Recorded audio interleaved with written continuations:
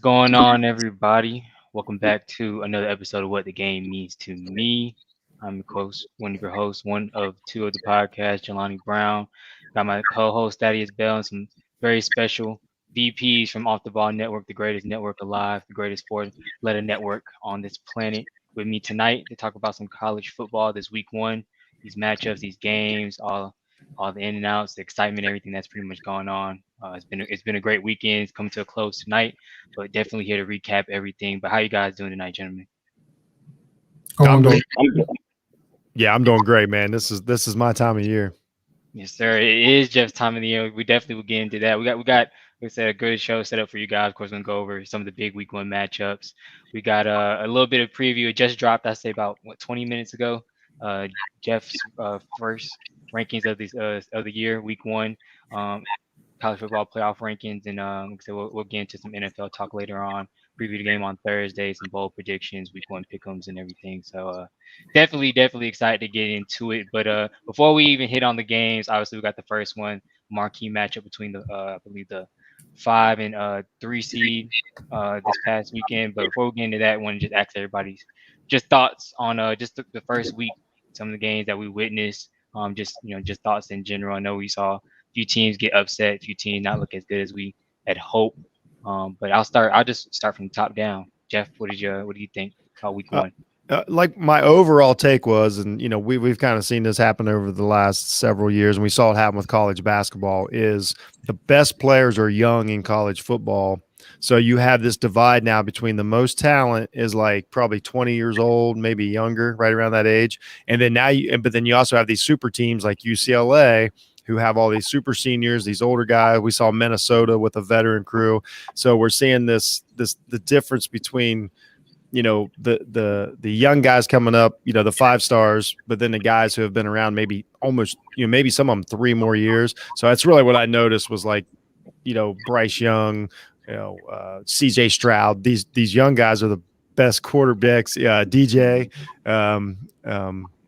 I say it wrong every time. Yeah, but I say DJU. Yeah. I apologize. Like a lot of people start calling him DJU, so I'm gonna go DJU. Yeah. But so it's like the best teams and the best quarterbacks are young, but then you have now you have these veteran teams like maybe in Iowa State, which they look terrible, but UCLA. So that's really what I noticed was how quick can the young teams get up to speed and resist an upset by a veteran team that understands what's on the line.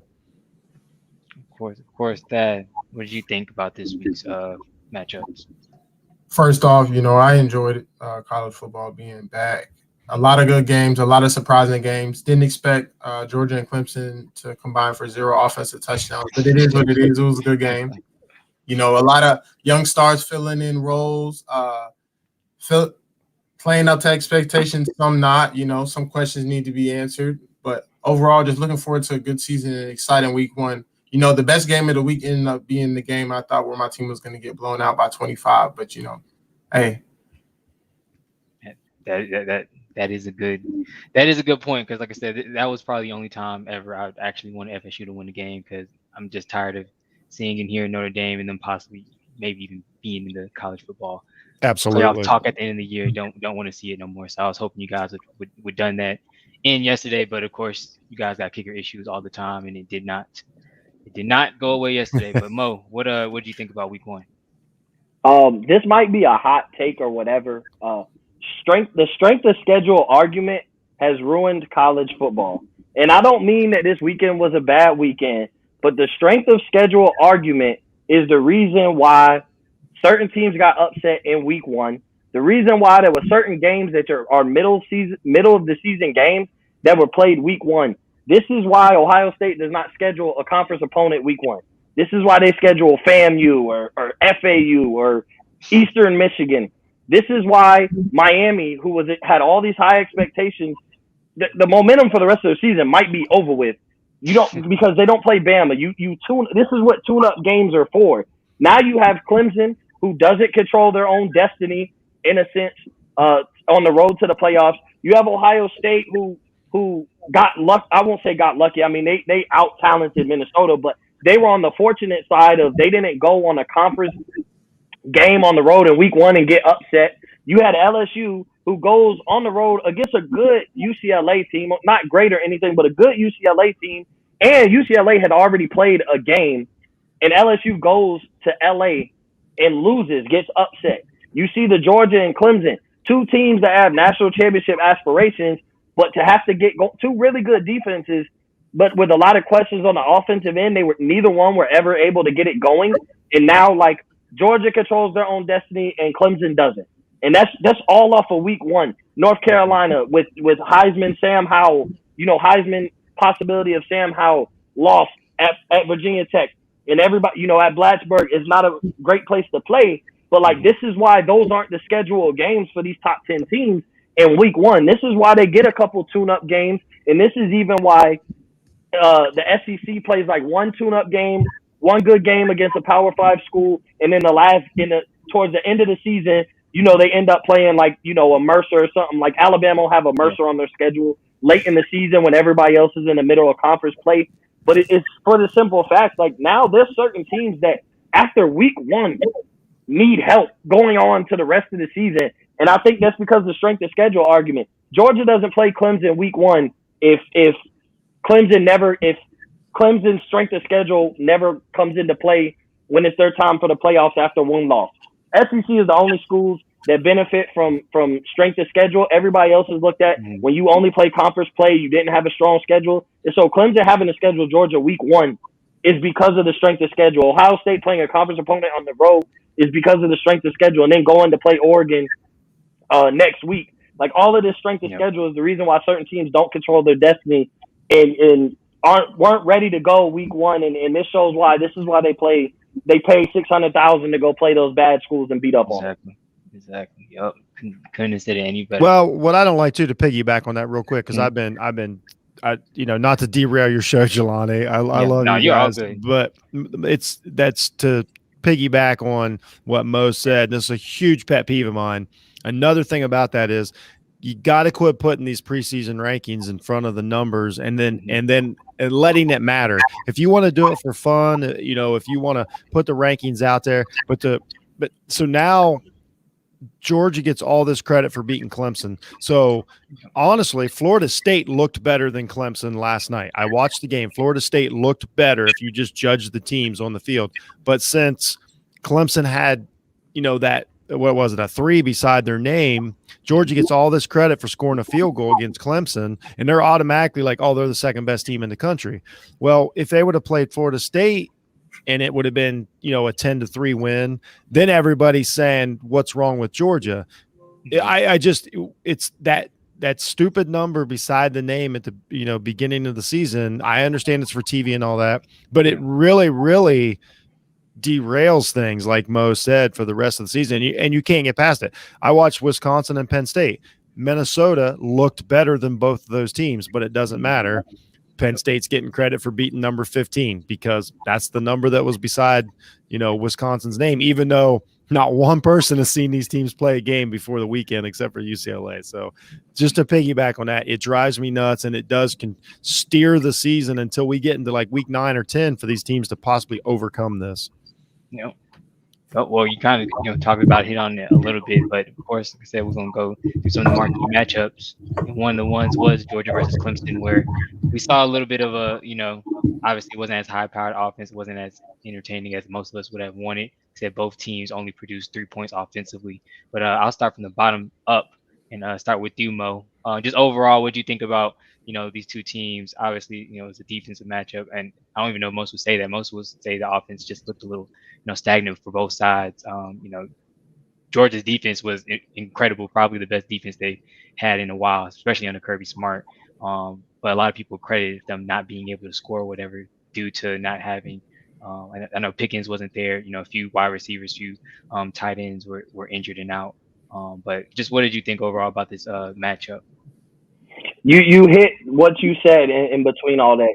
You hit it on the head, and you don't know. We're going to give too much credit to both Georgia and Clemson's defense because it was a 10-3 game. But, like, instead of upping what the defensive game, how about we talk about how bad both offenses look? Like, was it that the defenses were that great, or is it that The defenses are both really good, some of the better defenses in the country, but neither offense is as good as projected. And I think it's actually that. I think both defenses are pretty good.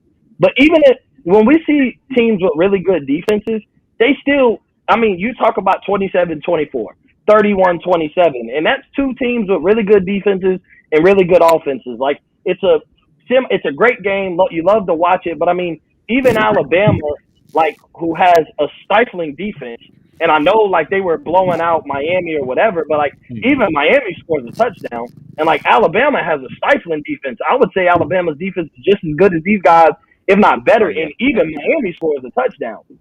So I would say, like, I think we want to give credit to defense so much because defense has become so irrelevant in sports in today's game, and it's all about high-scoring affairs. But I think we have to slow down on Georgia. Their defense is going to stop everything. Like, let's look at the offenses and realize that they just were stagnant. Like you said, Jelani, they aren't as good as we thought. And yes, DJU is a really good player. Had a great game against Notre Dame last year, and I don't think he'll ever have this bad of a performance. But I mean, I just can't see. Like, I just don't see these defenses. Like, I don't see Georgia holding. There's no way you could tell me Clemson is the best offense they're going to play all year after that. And there's no way you could tell me, like, if that's the case, there's no way they're holding teams under 10 consistently. Like, somebody's going to put up 40 on Georgia. And Georgia might win, but somebody's going to end up putting 40 on Georgia. And everybody's going to be looking at Clemson and be like, man, what went wrong that you couldn't do that? And now Clemson's going to roll over the weak ACC and really get no credit for it at this point. The ACC did not do due diligence to help Clemson out to bounce back from this loss. Big time. So we got one more. They got one more chance tonight, right now, and it's not even looking too pretty. So, Thad, what did you think? I think it was a good game, a defensive game. Both offenses showed, the first game jitters. It's typically it's like the first day of practice. It's pretty rough for the offense. They struggle. The defense is flying around, and the offense, for everything to go right on the offensive side of the ball, all 11 players have to, execute, and that wasn't the case. Two great defensive minds with Kirby Smart and Brent Venables, really having a heavyweight battle all game. Both quarterbacks struggled. Both quarterbacks are, potentially going to be quarterbacks to play on Sundays, but they struggled. And I think DJU, it was just a thing of them not having a lot of people on the field, a lot of new people, a lot of new players coming in, filling in new roles. And then it just – last year when DJU came in against Notre Dame, there was pressure because they wanted to stay undefeated, but there wasn't pressure. He's the guy now. Everybody's looking at him. And I felt like he just needs to relax. It was a big game, biggest game they'll play all season pretty much, besides maybe if they play in the college football playoff, if they make it. But, I think he'll relax. He'll get better. JT Daniels, I wasn't too high on him. He played well. He's a good game manager. I think he'll do everything he needs to do to keep Georgia, in title contention. But overall, just a great game to set the tempo. It wasn't a pretty game, but it was some good football being displayed by two great defensive minds. Yes, and appreciate shout out to Kenneth, chiming in. Always gotta throw his little Mo is washed in there. I don't think you're washed, Mo. I actually appreciate the work you put in. I appreciate you being on the show tonight. So that's why I never interact when I see the Mo is washed in the chat. Nah. But Jeff, I guess to finish it out, what did you think about? I know you kind of already said it. Like, so we've seen you tweet. Well, everything Mo said, I totally agree with. So I'll just go back, and if you missed it, just skip back a few minutes. Like, everything he said was great. Another thing I wanted to point out, Thad brought it up. I know Thad. I know he's our quarterback guru at Off the Ball Network. I know how he feels, and I know that we both saw the same thing. JT Daniels actually played a worse game than DJU. His interception just didn't get returned for a touchdown. I mean, he had 135 yards, gentlemen, for what we're going to – if you think a quarterback that gets 135 yards in a game this big, when once again, we got to go back to it. Okay, so me and Mo have been preaching all season, so I'll just touch on this. All we heard all summer was Clemson was bringing all these defenders back. And Mo kept saying, well, you're bringing their defense back from a team that just got housed in the playoffs. So we're talking about this great defense. All these players came back. So that means we're admitting that this is the same defense that Justin Fields torched 6 months ago in the college football playoffs. Georgia got a field goal. I mean, Georgia's defense is legit. They're awesome. I know that they're going to win a lot of games because of that, but like they got an 8-win guaranteed defense, but we got to see something out of the offense. And I know they're missing a lot of players, but you give me 2 field goals, give me 3. If they score 9 points, I'm like, okay, 3. Yeah. I don't like, it's a problem. I'll tell you what, let's put it this way. As a fan of a huge program that has national championship expectations, when I watch Ohio State, if they play that game, I am not this week going, we're fine. That's what I'm saying. I'm being honest. Yeah. And honestly, I'm a UF fan, so I really don't care about, what UGA people got to say, but you kind of hit the nail on the head. Like, you see them, I don't want to use social media as an example, but they're feeling great about this win because, like you guys been saying, it's the top 3 opponent is Clemson. That they've been wanting. They probably had it circled on their schedule all year, but there's so many red flags and concerns throughout this victory that they're not seeing. They're not seeing it. They're just seeing, oh, we got a dub. They're on to Alabama. They figured, our path is straight ahead. Once we get to the SEC championship, that's kind of when it decides if we go to the playoffs or not. But it's not that. Like you just said, the offense wasn't impressive. I know they're missing people, but like you said, that means if you only was able to get 3 points out of your offense, that means you weren't even able to get close enough. Like you said, give me 2-3 field goals, like somewhere within the 35-yard line area. Right. So, they weren't missing field goals. That's another great point. They didn't miss field goals. They didn't turn it over in the red zone. They weren't getting there either. I'm okay. Maybe Clemson's revamped that defense, but we literally just saw them get torched not that long ago. Like they gave up 600 yards 6 months ago. Come on, man. They can't be that good. That much better, yeah. But and one thing I want to add really quick, I feel like Clemson, they got to help DJU out. They ran for, if I'm correct, 23 rushes for -2 yards. Yeah, I think they had 2. Did they have 2? I think they finished. Yeah. You're way off. You're way off that. They had 2. Yeah. Like you got to do something when the defense isn't threatened by the run game and they can just rush with 4 and drop back. It's just going to be a long day. DJ's not that experienced yet. He will be, but to be able to pick apart Georgia's defense like that, because Kirby Smart knows what he's doing. So yeah. Oh well, yeah. I do want to reiterate, Georgia's defense is legit, and that was great. That was great to watch what their defense did. Their defense and their offense aren't getting along in the locker room this week. Let me tell you that. Exactly. All right, next game, gonna move on to got our FSU fan, of course, Thad, and Notre Dame. Hit on this real quick. I'll actually let you go first. Just thoughts, on the matchup last night. Surprised. Going into the game, I just wanted Florida State to compete. I heard a lot of hype about a lot of grad transfers they got, a lot of recruits and stuff like that. But I wanted to see what they were going to do when the lights came on, and they played well. In years past, when they would get down by 18 or 14, everybody would put their heads down, and then they end up getting blown out by 35. But they kept fighting for the most part, and they have some ball players. I like the running backs, some new playmakers they have on the outside. I want to see the quarterback situation get fixed up. The offensive line is still a liability as always, but I saw some good signs, and I'm looking forward. If they can keep Mackenzie Milton upright at quarterback, I can see us competing not for ACC title, but 8-4, 9-3 record. But Notre Dame, I don't know if they're as good as people hyped them up to be. Yeah, is what I'm getting from this game.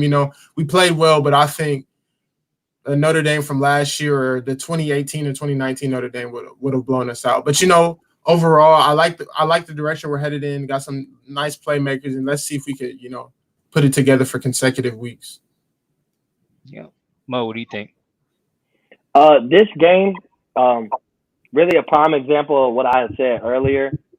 And it's just, as far as Notre Dame, if they lose this game, it's just one of those, like, Notre Dame schedules Florida State because of the strength of schedule. Notre Dame hears, they schedule Florida State early because they hear they don't play nobody and this and that. And you try and go into a Power 5 game, and we know Notre Dame's like a ACC associate. They're ACC by association, but they're not really ACC. But they schedule Florida State. It'd be just like a team, and not to disrespect Florida State, but it'd be like a team going to the Pac-12 and scheduling Oregon State. Like, I'm not going to schedule Oregon or USC or Washington, but I'm going to get a Power 5 opponent. And Notre Dame goes to Tallahassee and almost loses the game. because these are not ideal matchups for week one. And you saw that. And I'm going to be honest, Jack Cohen, what he did last night, I did not see that.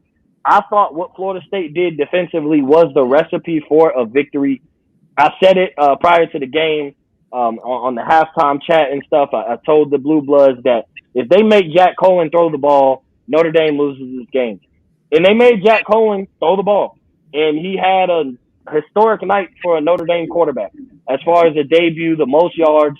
And he actually looked great. Never saw this at Wisconsin. Maybe it's just the fact he never really had a weapon like he did at tight end for Notre Dame is probably better than any weapon he ever had outside maybe Quintez Cephas at Wisconsin.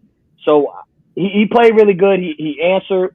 And then Florida State, I mean, the question you see with Florida State is the game differ if Mackenzie Milton starts from the beginning? Like, does Notre Dame ever have a chance? You don't know, because it was also the way, like, Mackenzie Milton never comes in the game if Travis's helmet doesn't pop off. And then now, like, it almost just seemed like it was set up for a script. I feel like a director had his pen going and was ready to make this into a movie. And if Florida State won this game, I mean, it would have been storybook movie ending. I mean, people were comparing this situation saying this would have been a greater moment than Rudy. Like, it was that kind of underdog story. Mackenzie Milton, to come from never playing again to basically almost upsetting the number 9 team in the country on the big stage on a Sunday night in college football. Like, it was just set up for that. And I think Florida State could be in some trouble going on the season. And this might have been the best game Florida State will play all season.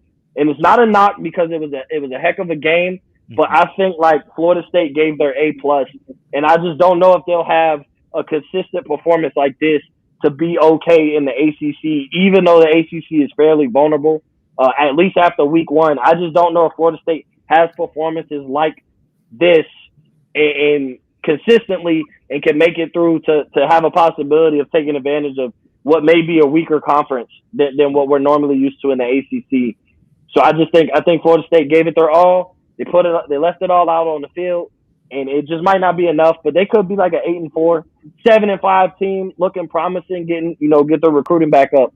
But it was a great game. To me, it was the best game, most exciting game, the game with the most parity that I watched all weekend. Yeah, that's all I was about to say for sure.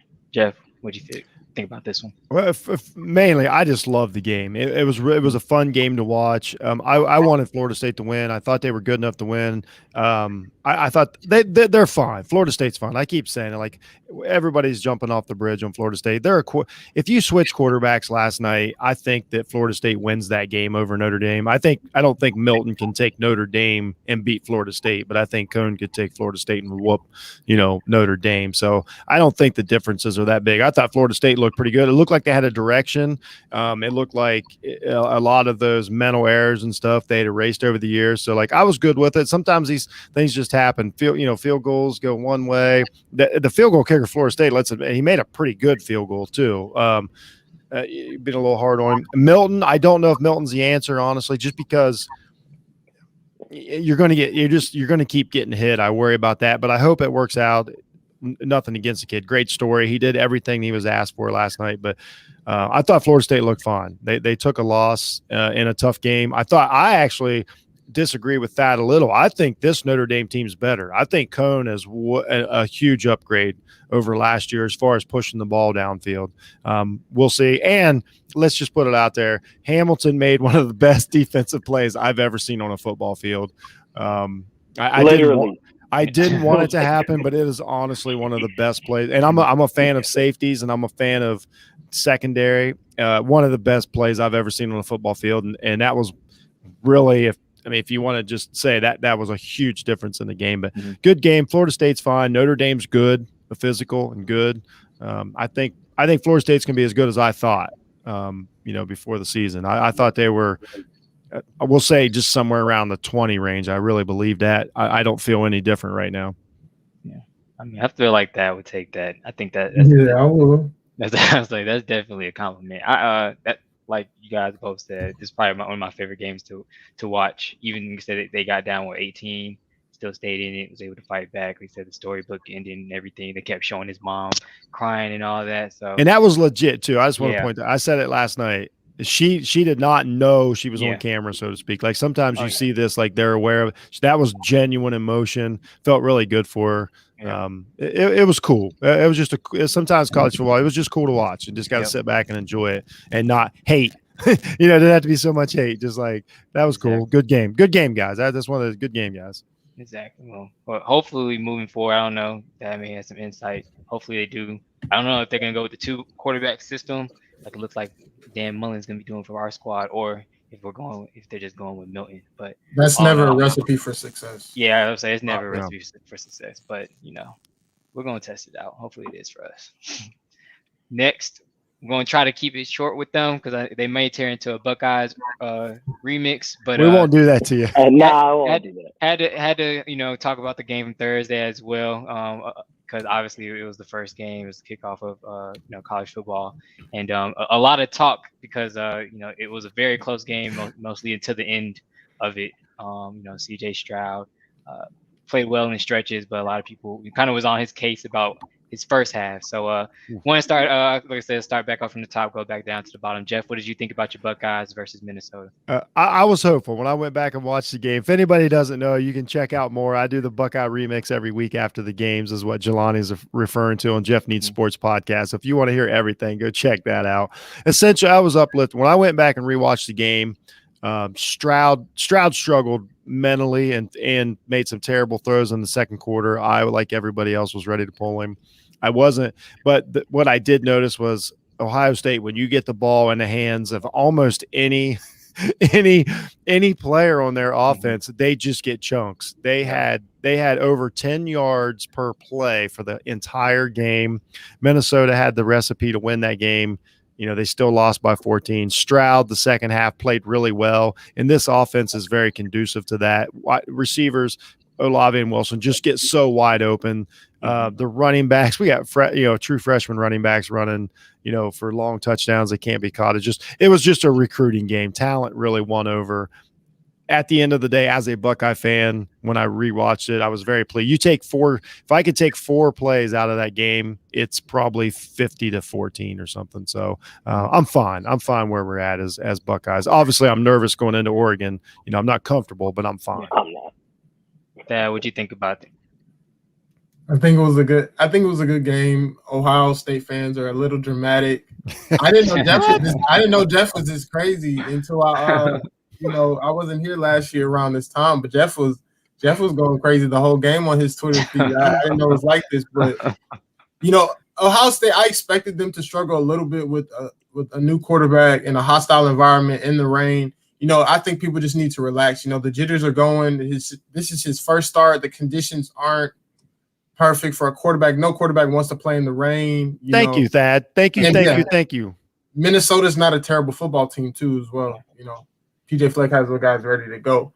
And I think, over time, once the guys settled in, like Jeff said, this was a recruiting game. The talent, the 5 stars took over the game. And that's just what it is. Ohio State will always be better once the guys settle in. I think their players are just that much better. Yeah. But I think Ohio State will be fine. Their slow start was not surprising to me, just like I said, because they're playing Minnesota in a hostile environment. Fans haven't been back in 2 years. Like the place is rocking. So, once everybody's settled in, they'll be fine. They have another tough test with Oregon next week. But I think Ohio State will be just fine. And Minnesota's good too, but losing their running back for the season is going to hurt. Yeah. So I don't think they'll contend in any other way, but Ohio State will be fine. I think you guys don't have too much to worry about. And the talent in the receiving core, from the guy in the slot to the second string running back, is pretty crazy. You'd like to have that. You'd like to have that receiving core, wouldn't you, Thad? Oh yeah, that makes your job a lot easier. Wilson, Olave, yeah, like you said, that's what you said. Every time one of them got the ball, you knew it was a big play. So, Mo, what you think? Got the Ohio State hat on and everything. Yeah, I mean, so and like Jeff, I typically go back and rewatch the game. So I did rewatch this game, and it went exactly how I thought it would. Like C.J. Stroud had to settle in. I saw a lot of Ohio State fans ready, and I knew that this will be a problem. Probably only for the first couple games, definitely the first one, but take CJ Stroud out, put Jack Miller in, Ryan Day had kind of already stated the fact that he wasn't going to do that. And you just had to let him settle in. And, I hate that we're playing Oregon. I love that we're playing them at home. But God forbid CJ Stroud struggles again early. I think Ohio State, fans as a whole will probably be done with CJ Stroud. I knew he had to settle in. This isn't, he's not Justin Fields. And that's kind of something that, we wanted him to be. He was kind of anointed. We kind of pretty much knew he was going to be the starting quarterback. We know we have some really good guys, but we kind of knew CJ Stroud. He was endorsed by Justin Fields himself. That he was kind of passing him the keys when he was on his way out. So we just expected. We've been spoiled. Dwayne Haskins had an amazing year with his year as a starter. Justin Fields had an amazing 2 seasons. We're fairly spoiled at quarterback, but then people have such a great year that they forget that Justin Fields struggled the first couple drives that he played in his first game at Ohio State. And so did Dwayne Haskins. Just the first couple drives, they had to settle in. After that, it was pedal to the metal, but they didn't play Minnesota. They didn't play a conference opponent on the road to open up. Justin Fields played Florida Atlantic, and Dwayne Haskins played some trash school from somewhere. It was nowhere near what it is playing a conference opponent on the road. They didn't play Michigan first. Yeah, well, my bad. You're right, but it's just one of those. I'm sorry, Jelani. I'm sorry. Nah. I'm not. I knew talent would prevail. Good, Jeff. I knew the talent would prevail. Our running backs are amazing. Master Teague might now be our 3rd string running back. I hate that for him, but our running backs are back amazing. This is baby Zeke and baby Dobbins together as a 1-2 punch. And our defense, I think what's still in question is still in question going into Oregon. I think our defense is an elite pass rushing group. Minnesota knew that, so they didn't throw the ball a lot. Got exposed. We're not run stoppers. Especially, you're typically a great run stopping defense has great linebackers. So at least when they get to the second unit, it stops there. We had a former running back playing linebacker, playing quality minutes at linebacker. I was concerned there. Our 2 starting corners didn't play for what I think Cameron Brown might have had COVID. Whatever reason, Sevyn Banks didn't play. We still don't know. I haven't heard, but he didn't play. I don't think that made a difference because they didn't beat us throwing the ball. So that's not really an excuse for me. So I don't know. I still have questions coming into Oregon, but I'm not as worried as I think even most people think we should be, because having watched Oregon struggle against Fresno State and the fact that we're playing at the shoe, I feel fine with how we look. CJ Stroud settled in. I don't think he'll start like that again. I think this is, from here on out, it's great quarterback play for the rest of the season. And like that, Thad knows, he played quarterback. Bro, having those weapons make your job easy. Short passes for big gains make your job real easy. So even when he panics, he has playmakers. Yep. Even turning it around and giving it to one of those backs makes it easy as well. What they say, that a running game is a quarterback's best friend at times. So I feel like they're perfect. Even if he does struggle a little bit next game or 2, I feel like that's perfectly fine. Justin Fields had a year under his belt, college football playing experience. This man's a true freshman coming in starting, so it's gonna be a little bit of a learning curve there. So I think you guys are gonna be perfectly fine. But I am looking forward to that game next week. All right, this is probably the shortest one we're gonna have to spend time on. Sorry, Prez, but Alabama kept on, roll tide right over the Hurricanes. They pulled out that weak turnover chain, even being down 27-0. But that was a bad look. What are you doing? But Jeff, I guess we'll start with you. Just thoughts real quick. I know it's probably just gonna be all on Bama. Just keep getting richer. I don't know. Yeah, that's what it was. I mean, I guess I'll say more. This game went exactly how I thought it would, but what I would say is that credit to the coaching and coaching staff, because I know Alabama brings back great players every year, but most of those players haven't played. They rotate their players through. Now, a lot of them are 2nd and 3rd year, didn't play, but still. But they're always prepared. They've got a game plan. It's a good sign when Bryce Young's out here hitting open receivers, because that means your offense is working. You don't need to be threading needles in college. Like your guys with that much talent ought to be open. They were. It was crazy. It was totally one-sided. I don't think there was any phase to where Miami looked like they could even keep up with Alabama, let alone any position group that even looked like it could be on Alabama. And that is a knock to Miami. I didn't think they were that's another team that I didn't think they should have been ranked quite as high. Mm-hmm. But Alabama physically and mentally is really just at the top of college football, and it's not that close right now. I don't think there's a team in the NCAA that could keep within 21 points of Alabama next week. At the point to where they're at in this season already. It's very impressive. Yeah. Thad, what do you think? Miami's overrated. They've always been overrated. I don't know why they always get so much hype going into season. This is not me just liking Florida State. I just don't think they're that good of a football team. No. And it showed. I had a friend that wanted to bet with me, and I said, I'll start with the spread at 21. I don't even think the game will be close. But Alabama, they reload. It's a factory. They do it pretty much every year. I don't expect anything less at this point. But they look good, man. Bryce Young, he looked, even though like it was a blowout, I looked to, for certain things and watching him play. And he just looked calm and cool, collected the entire day. In the pocket, he looked calm. He didn't run as much as he wanted to. I like that. And the weapons they have, Jamison Williams and Mechie, it's going to be pretty bad. Bama returned a lot of people on defense too, so it was a mismatch all the way around. I stopped watching the game in the second quarter, honestly. Yeah, because I knew what it was once they scored. I did too. Yeah, for the most. They scored on their first? How many drives in a row? Their first, I think 4, something like that. 4 or 5. Yeah, it was a mismatch all around. Not too much to talk about, but Miami's overrated. They'll compete in the weak ACC, but they're not a national contender by any stretch. Yeah. Mo finishes out. Yeah, I think I'm with Jeff. I think Bama's the best team in the country. And after week 1, my biggest takeaway would be Bama's the best team in the country and everybody else is racing for number 2. Everybody else is racing to see who's going to lose to Bama in the national championship.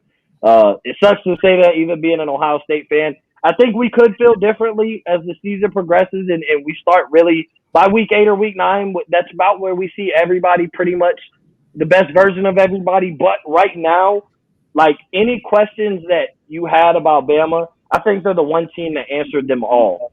Against a quality opponent, yes, Miami was overrated, but still to play Miami in week 1 isn't necessarily the easiest task when you have a new quarterback.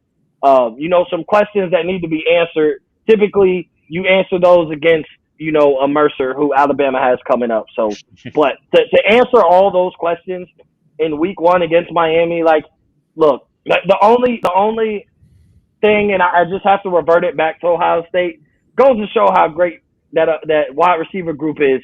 Because Jamison Williams goes out there and is instant impact for Alabama, but was fighting for playing time at Ohio State, which is why he transferred in the first place. I don't have hard feelings towards him transferring. He made the best decision. And it looks like it's going to pan out. Bryce Young was looking for him. He had a big-time touchdown. So I will say, though, when you look at that, like that guy who's, going to be right next to Mechie and contributing as a top wide receiver, like that was, a bottom feeder on the wide receiver group at Ohio State. But just, the run game, the pass game, the defense, like it was a lot of Miami's overrated and it was a lot of Alabama is the best team in the country. Like it was a combination of both that you ended up seeing. People hoped Miami would be what they were hyped up to be and have a potential, to upset Alabama. And I think this was, if Alabama was going to get upset all year, I think this was the time. Week 1 against an opponent like that, I think these are the prime times for these top, national championship contenders to get upset. They didn't. Like Bama didn't. So until they play Georgia in the SEC championship, they don't have a game that scares me on their schedule. And that's playing in the SEC. It's not a game that scares me, and that's including Texas A&M. I would ask you guys real quick, do we think Alabama can only score 3 points on Clemson? I just like that's the difference. We're saying Georgia's the second best team in the country. I think we all believe Alabama scores 35 on Clemson next week. Yeah. So and that's all part of I don't know what the thinking is on this, but just what I saw with my eyes, Alabama's very good. Bryce Young, I have concerns just about body type sometimes, if anybody can hit him, like if he takes a hit, but if not, they're rolling. It's going to take some weather. It's going to take a good team. It's going to take a lot of factors to upset them. I'm not saying it's impossible, but it's going to take some factors. Yeah. It might be this old Miss squad I'm looking at, but it's a different conversation. Hey, somebody's got to do it. Yeah, exactly. God forbid some injuries maybe to the first, second, and third string team. So we never know. This one maybe this one caused a lot of controversy. I'm like a secondary North Carolina fan since I'm from the state, but definitely watched them, keep up with them. But I felt like they were over. A lot of us felt like they were overrated just because Sam Howell was coming back. He's one of the top candidates possibly for Heisman, but they lost literally all their offensive weapons and lost their best players on defense as well to the draft. So I didn't really understand why they came in ranked as high as they were, but again, went to a tough environment, kind of got humbled, only put up 10 points. He's not really the problem. That offensive line just literally did nothing for him. But what did you guys think? I'll go right. I'll start with you, Mo, and I'll work my way up to the top. Because of last year, it made me have a different outlook, just with the pandemic season and people being allowed to opt out, especially looking for the health and safety of their future career in the NFL. And I'm sure he'd get a lot of hate for it. But look, I would not be mad if Sam Howell said, I will not play another game for North Carolina, and I will get prepared for the draft. Yep. I will not be upset. The way he got killed, the way he got pressure against, that can't be the best defense they're going to play all year. Virginia Tech was good, but that offensive line was atrocious. And I know, as Tar Heel fans, they're going to say, well, they're going to hate him for that move, but he won't do it. But if he did it, I'd stand by him and say, hey, his next 10 to 15 years future is way more important than his next 3 months. And with the way that he got killed, there's a couple of players I'm looking at right now, just in college football period, that if they said I'm not going to play again and I'm going to get ready for the draft, I wouldn't be upset. It's including, the defensive end for Oregon who got hurt. He's expected to play, but because of that injury, sprained his ankle or whatever, if he said I'm not going to play, I won't be upset. Look, I totally support that. If Thibodeau doesn't want to play next one, I'm you know what, you do you. Yeah, you gotta be healthy, man. It ain't worth it. But it's the next 10 to 15 years of these guys' career. Like Sam Howell, prior to this game, North Carolina is ranked number 10 because he's considered the best quarterback in the country. That's it. What will we say on Twitter? That's it. That's the tweet. Yeah. That's why, North Carolina's number 10 is because Sam Howell still wears that jersey. But the way he got killed, I'm just saying I wouldn't be upset if he decided to say, look, I'm going to focus on the NFL. I can't put my health in jeopardy. And look, these guys suck. He doesn't have to flat out say it, but look, you guys can't protect me. Y'all are going to ruin millions of dollars for me, essentially. And so there's no pride, I'm going to be honest, for me, and there's no school that's going to outweigh that. So that's just my thought on it is I'm praying for Sam Howell. And like I said, if he, his dad influenced it or whatever, he comes out and says, I don't want to play no more. I'm going to focus on the NFL draft. You won't hear a peep from me. I'm in support of that. Dad, if you was in this position, what would you do? Normally, I'd probably stick it out and play, but it's a bit. I don't know if I had $25 million guaranteed in front of me. I have no idea, but overall, I expected North Carolina to struggle. I agree with you guys. I didn't expect them to be. Well, I don't know why they were ranked so high. They lost over 4,000 yards of total offense, and no matter how good your quarterback is, you need a little bit of help around you. And he has some guys that can step up. Josh Downs, a guy who I like, and some other guys, but it showed in another hostile environment against a solid defensive team. The offensive line didn't protect them all day. The guys couldn't get open as much, so he was having to improvise more than he usually does. And it was just a tough week one game. Virginia Tech, they're not a terrible team, so I'm not surprised by this. I don't even think this is as big of an upset as people think it is, really, in my opinion. But North Carolina is going to struggle this year. They're not a contender how people thought they were. And Sam Howell's Heisman, his Heisman chances aren't looking too well going into looking forward to the rest of the season. Hopefully he can bounce back. But if the offensive line doesn't protect him, if we have to start with that, if he's not going to be protected, it's not going to get much better. And in the years past, they could put up points and have shootouts and stuff, but I don't see that being the case so far. But hopefully, it's just the week 1 jitters, and by week 2, they can execute a little better. What's your thoughts, Jeff? Yeah, the whole thing is I bought into it. I thought this team was better than it is. I think what happened is a classic situation.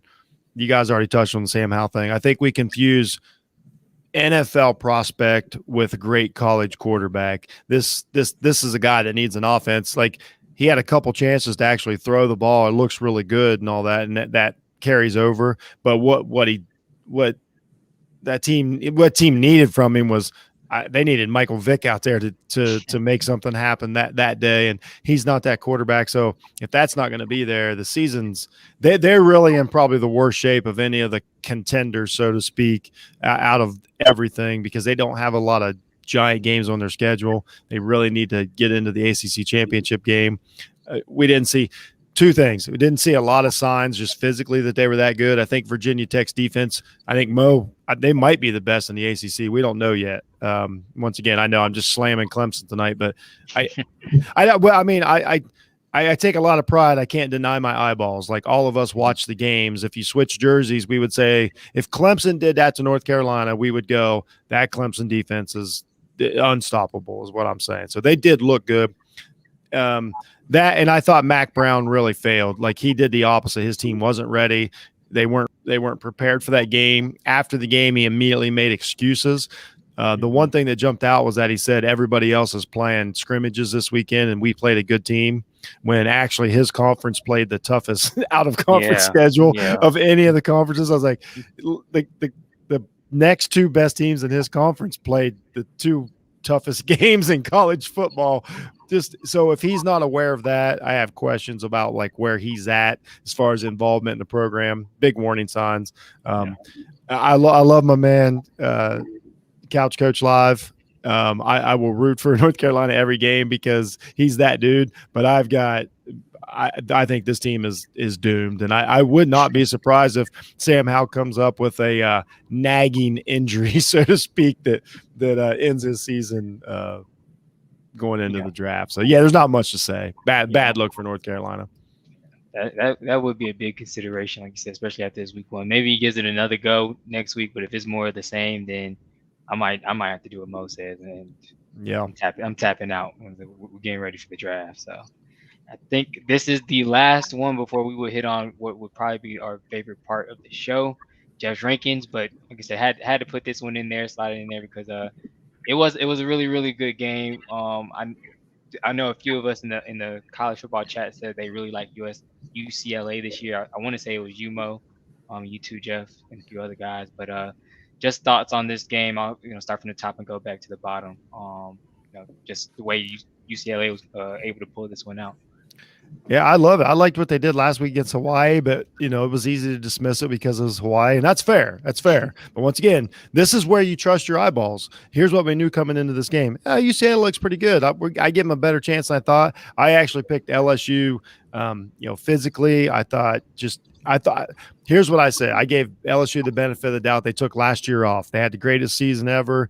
COVID, a bunch of players sat out. They're like, hey, you know what? We're going to shut it down this season. We'll be back in 2021. Not true.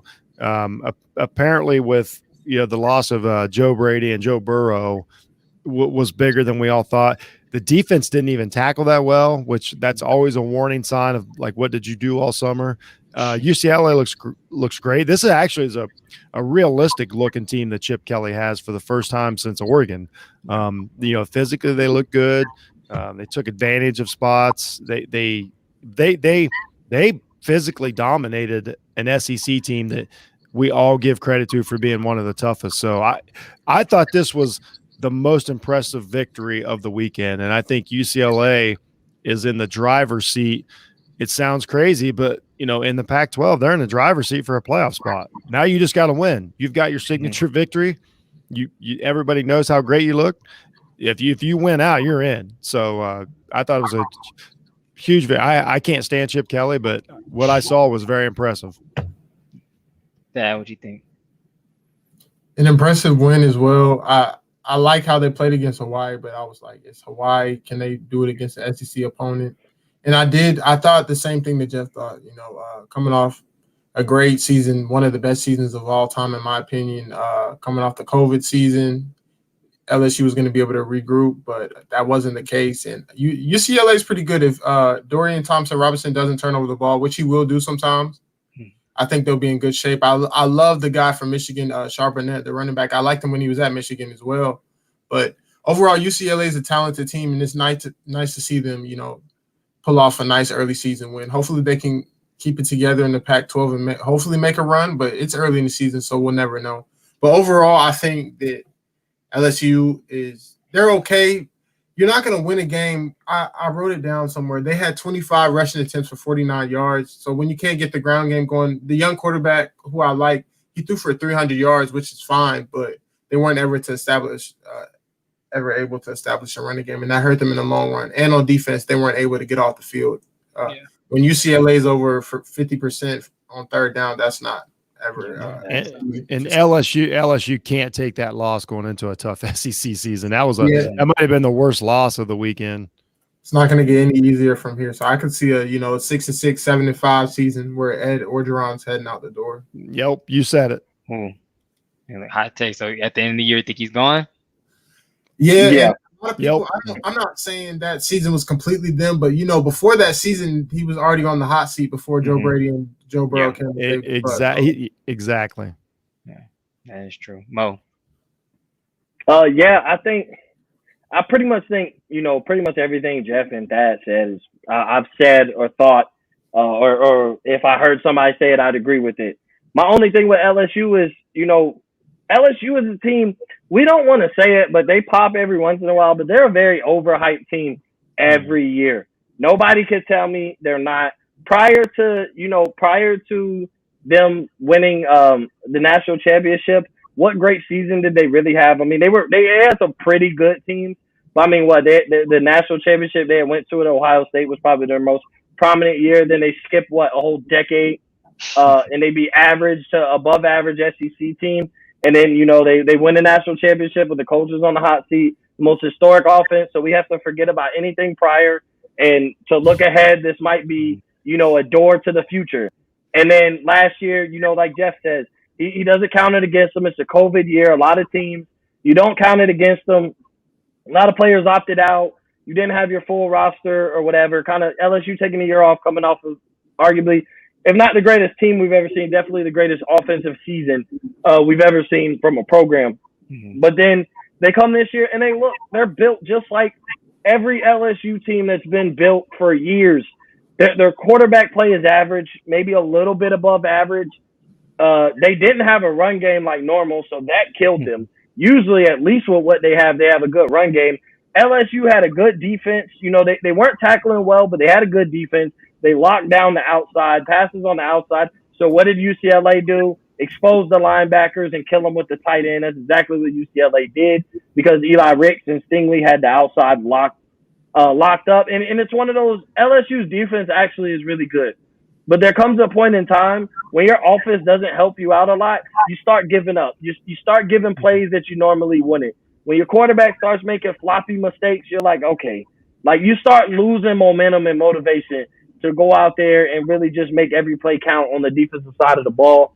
Offense and defense run together. Offense they don't mind continuing to be in shootouts and scoring points if they're getting wins. But at the same time, like they do look at the defense like, bro, can y'all stop somebody once? Like, can y'all leave us room for error every once in a while? But, on the defensive side, when you're continuing getting stops here, offense continue not to do nothing. Eventually something's going to break down, and that's exactly what happened. Their defense looked really good in the beginning. It just broke down. The offense could never keep up with the defensive performance, and defense took a hit later on. Charbonnet looked really good. UCLA's good. They're tough. They're going to be a tough out for every team in the Pac-12 if they're not standing on top of the Pac-12 at the end of the season. But they're definitely going to be a tough out for Oregon or USC, whoever has to play them. USC's going to play UCLA. That could be a huge game with not only playoff implications, but definitely conference championship implications when those two teams do play each other. God forbid if they're both undefeated, that really could have playoff implications. Whether we like it or not, this might be a year where the Pac-12 actually has some playoff implicating games later on in the season. So, and once again, it was LSU traveling to the West Coast, UCLA playing in the Coliseum, in week one, not really seeing what they got. A lot of guys who didn't play last year opted out. Their quarterback situation, this isn't their starting quarterback. It was a competition, but he ultimately didn't win it. But their starting quarterback was out. I think they were missing a running back also. If I'm not mistaken, they were missing one of the running backs. So it was prime for LSU to lose. All UCLA had to do was play really good and sound football. And that's exactly what they did. They stuck to their game plan. And I think LSU tried to they left their game plan. And Coach O might be out of there. Their offense is bad. It's always bad. They have playmakers everywhere, and they never have a great offense outside of the 2019 year. So I think Coach O's out of there. He could be an athletic director. He could be your head of recruiting. He could be the guy to give you a pregame speech, and I think that'll be perfect for him. I think he could be your athletic director. I think he could run, the football department. But as far as being a head coach and X's and O's and really bringing in the right guy, I think he got lucky bringing in Joe Brady to run the offense. He ultimately just got lucky bringing him in there. So outside of that, Coach O is not an X's and O's guy. And when you're not an X's and O's guy, you're not really having coordinators who are X's and O's guys in front of you. I just don't see him. Like you said, like Thad said, Jeff said he was on the hot seat prior to the national championship season, and he's went right back to mediocre football the 2 years after. So, yeah, I think he's on a short leash, and to already start 0-1 in the SEC, having to play Bama this year, which is another loss. I think they have to play Florida this year, if I'm not mistaken. They might not. But either way, to already know you got 2 losses on your schedule, and now you're fighting to not lose 2 more against teams that are even on the playing field with you. Yeah, I think Coach O might be gone after this year. Yeah, definitely can't call teams sissy blues and then go in there and lose. So that's the biggest takeaway. But I feel the same as you guys. I feel like it's another, like I said, 7-5, 7-5, if at best 8-4 type of year for them, and it probably won't even be that. But to hit on, like I said, one of the favorite parts of our year to see Jeff's rankings. He does college, he does NFL as well, but like I said, college obviously comes first. First week of the college football playoff rankings. We've already had a few people in chat say something about it. I'm sure there's been some people on your timeline, maybe Facebook, have said something about it, and I'm sure you'll get hit up a lot more tomorrow when everybody wakes up and sees it as well. But first, like I said, I was gonna let that kind of go out. He had to step it out. You're gonna come back in a second. So Mo, I'll give you first crack at it. Just what stands out to you, and do you agree or disagree with Jeff's rankings? So I don't disagree. I know where Jeff comes from. We have conversations about this. I watch his shows. I listen to his content. So I know exactly where Jeff is coming from. But help me out. You pick a team, and we'll help the listeners out. And you just pick a team that you stands out, and then I'll explain my point on it. I always say I can be wrong. Like I've been on these shows before, and I've been talked down, and all of a sudden I went, you know what? That's on me. I got it wrong. Well, okay. So what would stand out to me, where I know people won't agree with you, people not agree with you that Georgia's number 4 and Ohio State's number 2. That would be the first one. I know you're probably getting backlash about that. And here's why. You've mentioned Georgia, like people are saying Georgia's the second best team, and you don't think so. So I'm pretty sure you're getting backlash about that, I would imagine. Okay. You're exactly right. So here's why that is. And once again, I don't do this to be condescending. I work with people, anybody send me your team. I will give you the explanation. The reason why is that when I do my rankings, I don't do them for the television game. We all know that Alabama and Georgia has to play. So Alabama and Georgia are not going to finish 1 and 2 in the playoff rankings. It's just not, it can't happen because they're going to play the game before the playoffs.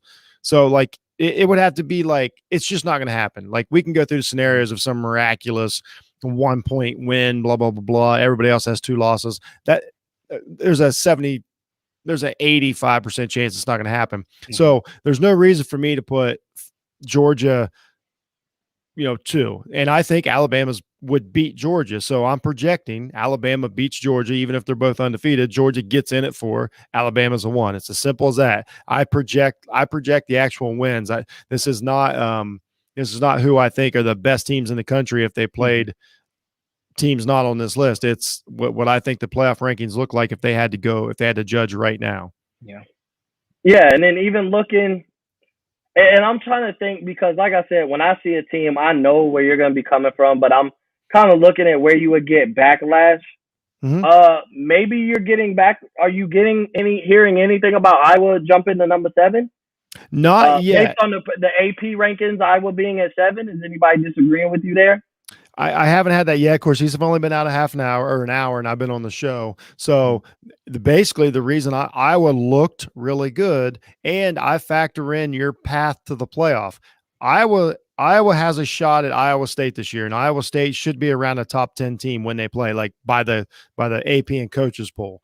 So that means that Iowa's going to get a huge victory week 1. And then if they've got a chance, which I think they'll beat Iowa State. Now, I think I had Iowa high before the season, and they didn't do anything to change my mind. So they're going to get a shot at Iowa State, who has projected as really good. So, and then the rest of they don't have to play Ohio State till the championship game.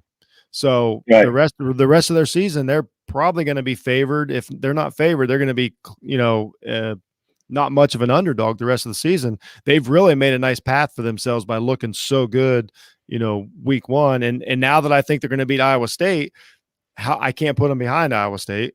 You know what I'm saying? Like I project the win.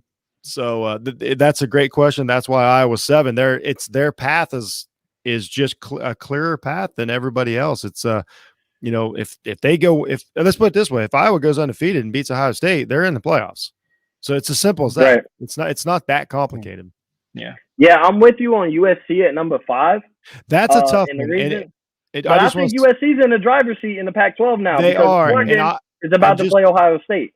Yes, and full disclosure, I think USC is really good. This is the team that I'm banking that they're as good as I think they are. That's the only reason USC is at 5. I know I think they've got a good shot to win the Pac-12 and go. Now that I see UCLA, but I just think USC is that good. This is a team. If I'm wrong about USC, then I'm just wrong, and they're going to drop off the list quickly. So USC is. I put my just kind of going out on a limb on USC, but once again, if they go undefeated, they're absolutely going to the playoffs. Yeah, and I think I'm a little higher on Texas. Sorry about that. I think I'm a little higher on Texas, Jeff, than maybe you are, especially under your thinking. I would even just project if you think I would say since I think I will be Iowa State also. Either that or that's just the worst game Iowa State will play, and we'll never see them play remotely close to that bad. But that was bad. But I mean, we never want to buy stock on Texas, but Texas looked good. Against what was considered a quality opponent in University Louisiana Lafayette. They look good, and so. I would put Texas ahead of Iowa State, just because one, I would imagine Texas is coming out 2-0 after this week, and Iowa State is not. And I mean, to me, if you want me to be honest, Texas looked like the best team in the Big 12 after Saturday. No, because it's a week by week rankings. Yeah, Texas looked like the best team in the Big 12, but I understand you still trust Spencer Rattler. You still have to find some trust in Spencer Rattler in Oklahoma. They just don't drop tremendously because they ultimately didn't lose the game. Yeah, and you're totally right about Texas and Iowa State. It was just one of those to where, Iowa State does get to play Iowa, this week and prove something. I try not to knee jerk too much. I totally agree with Texas. That was the toughest one this week because I had them somewhere around 21, 22 coming in. And then I watched the game and like you said, man, if I was just to reset, if I didn't do my preseason, my week 0 rankings, you're probably right. Texas would probably be around 13. But then I also start thinking, I think Texas takes 2 losses this year, just because of inexperience and things are new. And, Oklahoma's really good. Oklahoma State might, jumps up every now and then. Just Iowa State could beat them because of just veteran defense. So I didn't want to get too crazy, but I can realistically see by the time the Red River rivalry, I could see Texas, being in my top 10. But that's a good one, and that's a valid argument. Anybody that has Texas higher, I won't fight you on it. Yeah. That I just to step back. What do you see that kind of stands out? I think before this, Mo pointed out. Yeah, we talked about Georgia being at 4. Oh yeah, Georgia being that's the one. Georgia. Oh yeah. All right. Yeah. Well, I don't want to hold you guys up too much because I know you guys were talking about it a good bit, and I don't have too much to say about it, but there's a couple of things. Let's go ahead. USC at 5. I know people are going to say something about that. Iowa at 7. I agree with because I think they completely dominated Indiana, made Michael Phoenix draft stock drop, even though it's one game. Iowa State, I agree with because you can't let Northern Iowa play you like that. Mm-hmm. And other than that, besides Iowa State really disappointed me this week. But then I'm like, I don't want to punish them too much for a bad loss because then if I start doing that, I'll be honest with you, it's just a mess if you start punishing for bad losses. But I totally like once again we just talked about I'll be honest with you, if Iowa State didn't play Iowa this week and have a chance to settle this for me, I don't know what I would have done with them, but they do. USC, I talked about it. That I just think they're really good, and that's the team that I could be dead wrong about. I'll just be honest, I could be dead wrong. Iowa just has a great path. They look great, and they got a great path, to the championship. Other than those, that's fine. We'll learn a lot about Oregon this week.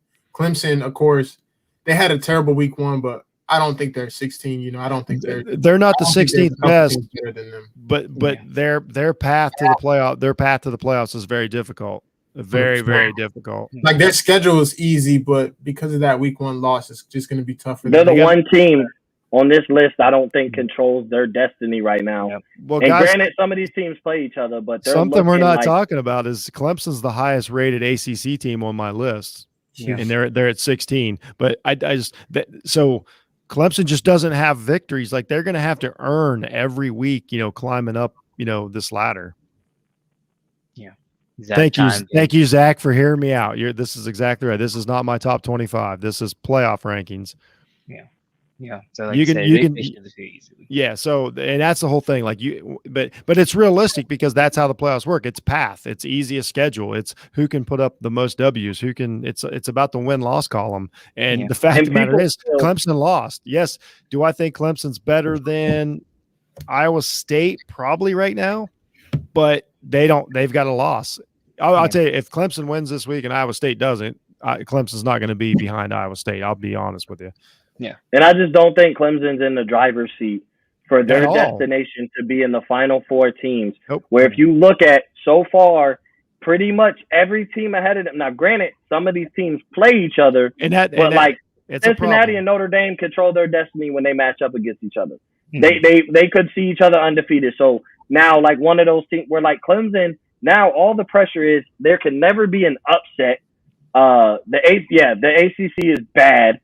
So they should but even being a 1-loss ACC champ this year, depending on how it shakes out, like hypothetically, looking at your top 4 teams, forget everything else. If Alabama and Georgia see each other in the SEC championship undefeated, and it's a close game, and Oklahoma and Ohio State are undefeated conference champions, that is probably your playoff right there, those 4 teams. If those Georgia, 4 teams have a better shot of controlling their own destiny than anybody, I guess your argument would be Notre Dame or Cincinnati would be up next, or even USC because they could be undefeated conference champs. Let's keep in mind this is part of it. This is where it gets messy, and I struggle with USC, Notre Dame at 5 and 6. USC, Notre Dame, or Cincinnati, 2 of those teams have to have a loss. Yeah. So, these things are going to write themselves out. So this isn't a perfect, it's not, I'll be totally honest for everybody. Like I can't just pick my end of the season top 16 because I need people to listen to my show and argue and talk about it. So, there is some sort of like, I've got to have movement every week, and give people something to follow. But I do want people to trust me. I want them to look at this every week, and then I want them to really like think about it. And, just like Zach was nice enough to think about it and go, oh, okay, I see what you're saying. Yes, we all know Clemson's probably not the 16th. Be honest with you, I don't know Clemson's not the 16th best team in the country. Mhm. You know, we're assuming they're not. That's just me. But yes, I totally understand but I also can't see having them in the top 10 right now when they got a field goal. I just keep going back to that. I don't know what to tell anybody. Like Yeah. I'm watching like Ole Miss has 26 points right now at the beginning of the second half. Do we really think they couldn't score 6 points against Georgia? Like 6? So I don't want to get too crazy, but Clemson is going to be a divisive team all year, much like Ohio State is in their seasons. SEC will work itself out, but if it just so everybody knows, I beat myself up about this list for like 12 hours before I finally put it out. I am as unsure of it when it hits as everybody else. I have these many arguments in my head.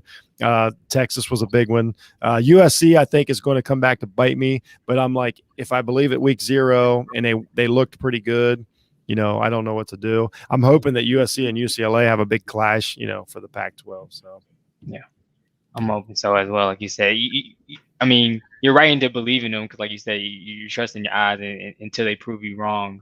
I know they have a track record, but until they prove you wrong this season, I can see them staying at 5 as well. But so outside of that, I'm glad everybody on here is definitely understanding. But very, very happy, very glad to have our Ohio State guys, college football experts, and just the great VPs of Off the Ball Network here to join us for the college football segment. I know you guys got to take off and go, but of course, before you do, definitely want to give guys your due diligence. Let everybody know where you can find you at. I'll start with you, Jeff. Hey, I'm Jeff Need Sports. Obviously, anywhere you can find podcast, get at me at jhunt006 on Twitter. Follow the Off the Ball Network. We'll all show up there. Go to offtheballnetwork.com and check out all these guys. Jelani, Thad, thanks for having me on your show. This was a blast. I love talking college ball. This is kind of our wheelhouse. It's just going to get better from here week after week. So I appreciate it. Mo, it's great to work with you as usual. It probably won't be 12 hours. We'll be working together again, but this is also true. Yeah, you guys are great. I appreciate everything you're doing. Thank you. And as well said, Mo, Up in Flames. Everybody knows you find me at Up in Flames Pod on Twitter, Instagram, Mo_Cheese15 for my personal account. You can always catch me on Dash Radio every Monday. Skip this past Monday. Haven't been in the basketball mood since that's on the Nothing But Net channel. That's all basketball, and I'm all in on football. It's football season right now, so I wasn't able to do a show this Monday, but we'll be back cracking next Monday, 11 a.m. Eastern. I'm gonna start doing a little bit more shorter shows, but solo, especially talking about football, getting into kind of some of the same things, some breakdowns for games. Have some articles to match some of my shows, but even just putting more content out, as far as just covering college, covering NFL, pregame shows for Ohio State and the Cowboys. I'm trying to make that a thing every weekend where I'm able to just at least do a 30-minute pregame show, get you ready for those games on Saturdays and Sundays. But I appreciate y'all for having me on. And obviously, I got to go, but I'm going to continue tuning in and listening. Want to hear what y'all have to say about week 1 of the football season.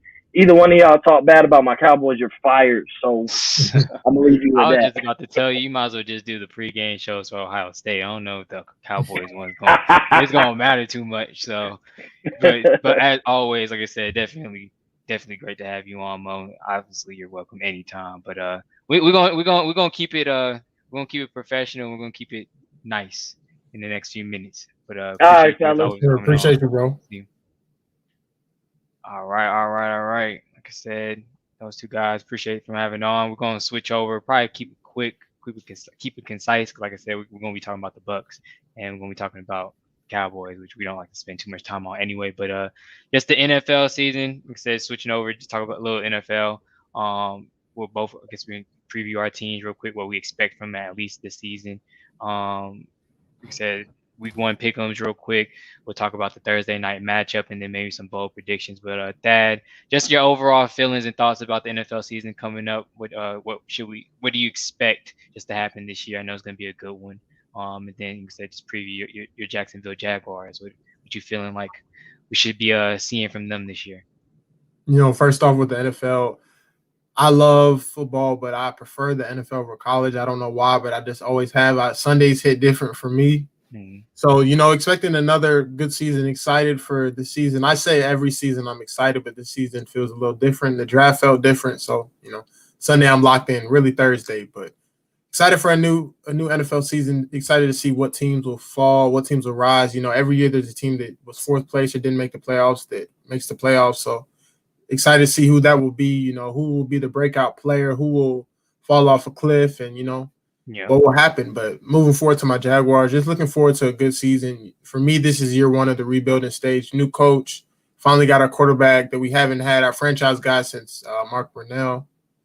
I'm just excited to see the progress throughout the season. Not expecting much. I'm a realistic Jaguar fan. I'm not one of those. I'm not like the Cowboy fans that expect Super Bowl or bust every year when they haven't been since I've been born. But just expecting progress throughout the season. A lot of a young team, a lot of young players and new roles, a lot of playing time. So it will only get better throughout the season. And I just would like to see our offense develop a identity. We have some young receivers. Well, not young. Well, DJ Chark and Shoutout are young, but we have some young guys, some young defensive linemen, a very, very young secondary that I'm very excited about, a linebacker core that I'm not too excited about, and a young D line. So just looking forward to a lot of young guys that I haven't seen play yet play.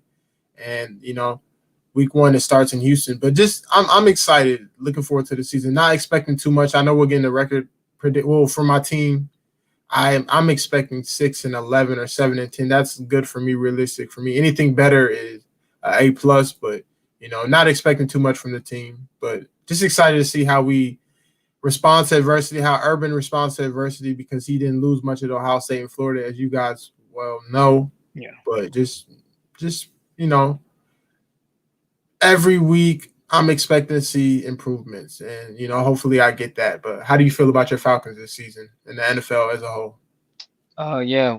First with the NFL, of course, like I said, just glad for it to be back. Like you said, NFL does hit a little bit different. We both are lovers of college and NFL football in general, but it just hits a little bit different. Instead of Sundays, even some Thursday nights, Monday nights, catch it all 3 of those days. But I personally think we're in for a great, great season. I don't know if it's gonna be. I don't want to call it historic, but I feel like a lot of historic things are gonna happen. I feel like we have a lot of teams that are a lot better than I guess it just previous years. Like obviously the Bills have been on the rise the past 3 years. Cleveland is looking like they should be a dominant team in AFC North that just makes that conference even stronger. We already know what the NFC West is about.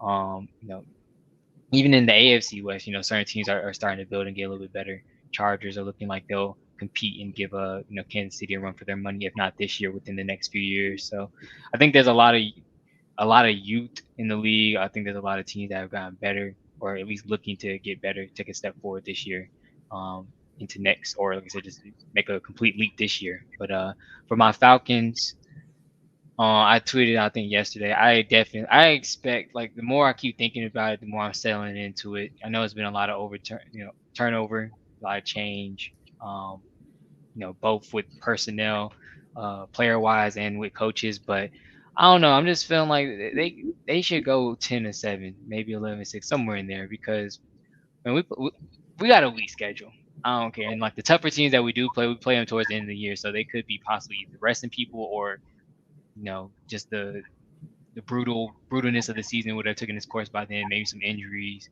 Never know what possibly can play out. But I feel like I said, these first 2-3 weeks obviously going to be very important. I think the culture is definitely different. It's changed. Arthur Smith is definitely a guy that's holding everyone accountable. So is DMPs.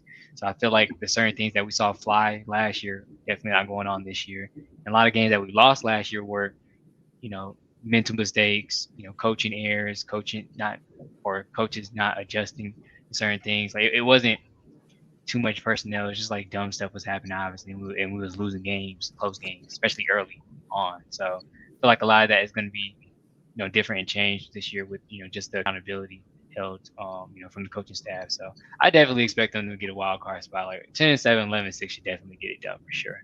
But I am a level-headed Falcons fan, but I feel like that's definitely attainable. I know it may not seem like it from what shown the past few years. Don't give me don't. I know it don't seem attainable, but it's attainable. Just look at the schedule. Like we played the NFC East, and what's the other division we play? I forgot the other division we played, but it's another weak division. Like the toughest teams, I think we play the Bills, obviously, the Bucks, San Francisco. Oh, AFC East. That's the other one. That's an easy division. It's not an easy division, but I mean, I will take my chances against the Jets and Patriots. I think we can beat those two teams at least in that division. And depending on the type of tour that shows, because we play them early. I think maybe week 3 or week 4, one of those two. Then that's possibly a game that we got right there as well. Like the only team that's obviously not as tough, but like I said, we play the Bills, and that's like the second to last game of the year. So who knows what they're going to be by then. You know, they may have dealt with injuries. They deal with injuries a lot, typically on defense, and like I said, they may be even resting guys if they just run away with the division. Well, they ain't gonna be resting guys because obviously they gotta worry about Kansas City and possibly their projection is number 1 seed, so they can get people or not people have the playoffs run through their stadium. But I don't know. I feel like anything possibly happening. So AFC East, I don't think it's as daunting as it looks. They have gotten better, I do believe, but I think we can take on Patriots. Jets should be, I'm not saying it's an easy game. It's one that we definitely should be able to compete in and pull out, and even the Dolphins one as well. So I don't know. It's not far stretched. It's not far fetched.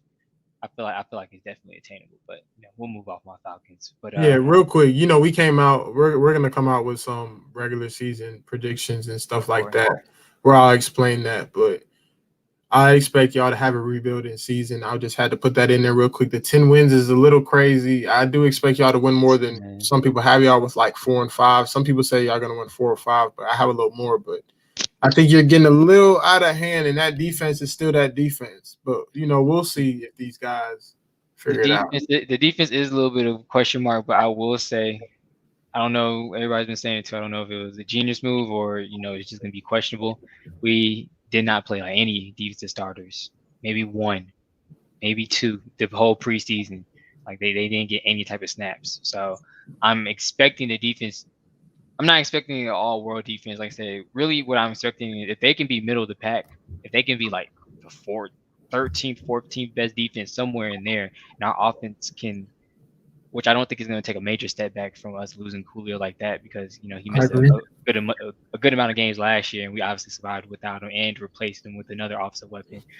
I personally think if, like I said, they can just be a middle of the pack defense, and our offense doesn't even take a step back. If our offense can be consistent and our defense doesn't take, or our defense is a middle of the pack defense, we have a chance to. Maybe the 10 wins could be crazy, but we have a chance to be somewhere in the middle, like go 500. Well, obviously 17 games now, possibly go a game over 500, whatever the case may be. But I really think, like I said, our schedule is favorable outside of playing the Bucks twice, Bills, San Francisco. Like I said, you never know the type of teams. Even though they showed a big jump last year. The Dolphins, you don't know really what you can get out of them. Patriots, they're always going to be prepared. Obviously inside of our division, we still got to worry about the Saints and Carolina a little bit, but I feel like those are always toss-up games. We never really lose too much to Carolina anyway, even Tampa Bay too, or not Tampa Bay, New Orleans. At least I don't expect us to this year. So, I feel like it might be crazy. I'm back off 10 games a little bit, but I'll say 9-8. We'll go 9-8. But like I said, we'll get into all the records and everything, and who we think we'll lose to and all that. Yeah, we'll see. But real quick, just go through stock risers, stock followers, sleeper squads. We'll probably just name 1 or 2 for each. But obviously, we just teams that you expect to be a little bit better than what they showed last year, coming into this year. For me, it's kind of hard because I'm gonna have some for sleepers and stock risers, but I'm gonna go with the Giants and the Chargers. I've said this again on all the podcasts I've been on. The Chargers are a good team. They just can't close games. They had a 16-point lead in 4 games. No, they had a double-digit 2-touchdown lead in 4 straight games and blew all 4 of them. So closing out games is a big thing that they need to work on. They got rid of Anthony Lynn. Hopefully Coach Allen coming from the Rams can, be better in those late game situations. Just clock management. It's little things, that coaches should be able to do. So hopefully they can close out those games. And then the Giants, for me, they played well. Seems like all the guys are bought in on Joe Judge. And the big thing with them is just not turning over the ball. Well, mainly Daniel Jones. The defense is going to play. They're going to keep him in games. They have all those weapons, a crazy amount of weapons. Like if you look at the Giants roster on paper, their offensive roster, I think they're in the top 10 for sure. But it all comes down to Daniel Jones and can he stop fumbling the ball. He doesn't throw too many picks. I think he had 12 last year, but his biggest thing is fumbling the ball in the pocket. So hopefully he can, limit those turnovers. And I think the Giants will be able to take off because that defense on paper looks good as well. That's true. Who you got for your riser? My risers, I'm trying to consider if it can even be really considered a riser. Because I had the two teams I had, obviously, I don't feel like I can fully consider them risers because they made the playoffs last year, but I think their situations are better this year to where they can possibly be better teams. And both of them were to the Colts, and the other one was Washington. Like obviously, Fitzpatrick is not the answer by any means, but having a quarterback carousel is obviously not an answer either. Like they had 4 or 5 starting quarterbacks last year at a point, or 4, three at least. Yeah, at least 3. But I feel like it was 4. Dwayne, Kyle Allen, and, who was the one that started in the playoffs? Oh, no, Taylor Heineke and Alex Smith. I forgot about that. Yeah, and Alex Smith. I was gonna say I knew it was at least 4 of them. So, just having maybe a consistent quarterback, like I said, and they added to the offense. That defensive line is still crazy. You just have to worry a little bit about the secondary, but with that front 7, generating pressure. They don't got. They don't have that. Yeah, they don't have that hard of a task. So I think, and they, like I said, they won a division last year. So the only reason I'm saying rise, depending on the rest of their division, typically is ass. Like the only thing they got really worried about is the Cowboys. But typically they get in their own way anyway. So every year they have a possibility, like I said, to be better. And I don't think their strength of schedule is that strong either. Obviously they're playing it in the NFC East. So I don't even think, like I said, outside of that, I don't think it's that strong. They play us. Oh, they play the NFC South, and forgot the other division. But they, like I said, I don't know if it's really super considered a riser, but I feel like they got better. And another year, the same coaching staff, same offensive scheme, adding the people that they did add, like I said, Curtis Samuel, I think he'll be really good for that offense. They have a balanced backfield now, with 2 pretty good backs. So I think they have a chance to just improve on what they did last year. And they, like I said, people gonna be quick to give the division back to the Cowboys just because Dak's back healthy, and they got a few guys on defense, but that shouldn't be the case. And then I think what I said the Colts. Oh. I had a reason for it earlier, and now I'm thinking about it and saying I really don't. I think the only reason I said that was because Carson Wentz. I feel like they should have won the playoff game last year with Philip Rivers heading them, but his arm strength obviously wasn't there. So figuring that Carson Wentz, if healthy, like that defense is ridiculous. They have a solid defense. Their offense isn't terrible. They got guys that can make plays on the offense. So as long as they have consistent quarterback play, and we're expecting Wentz to be healthy, we're expecting him to obviously be, better than Philip Rivers was last year. He has a stronger arm. He can use his legs a little bit as well. So I feel like with them, and the only team in their division that's in their way is the Titans, which I think they split with last year.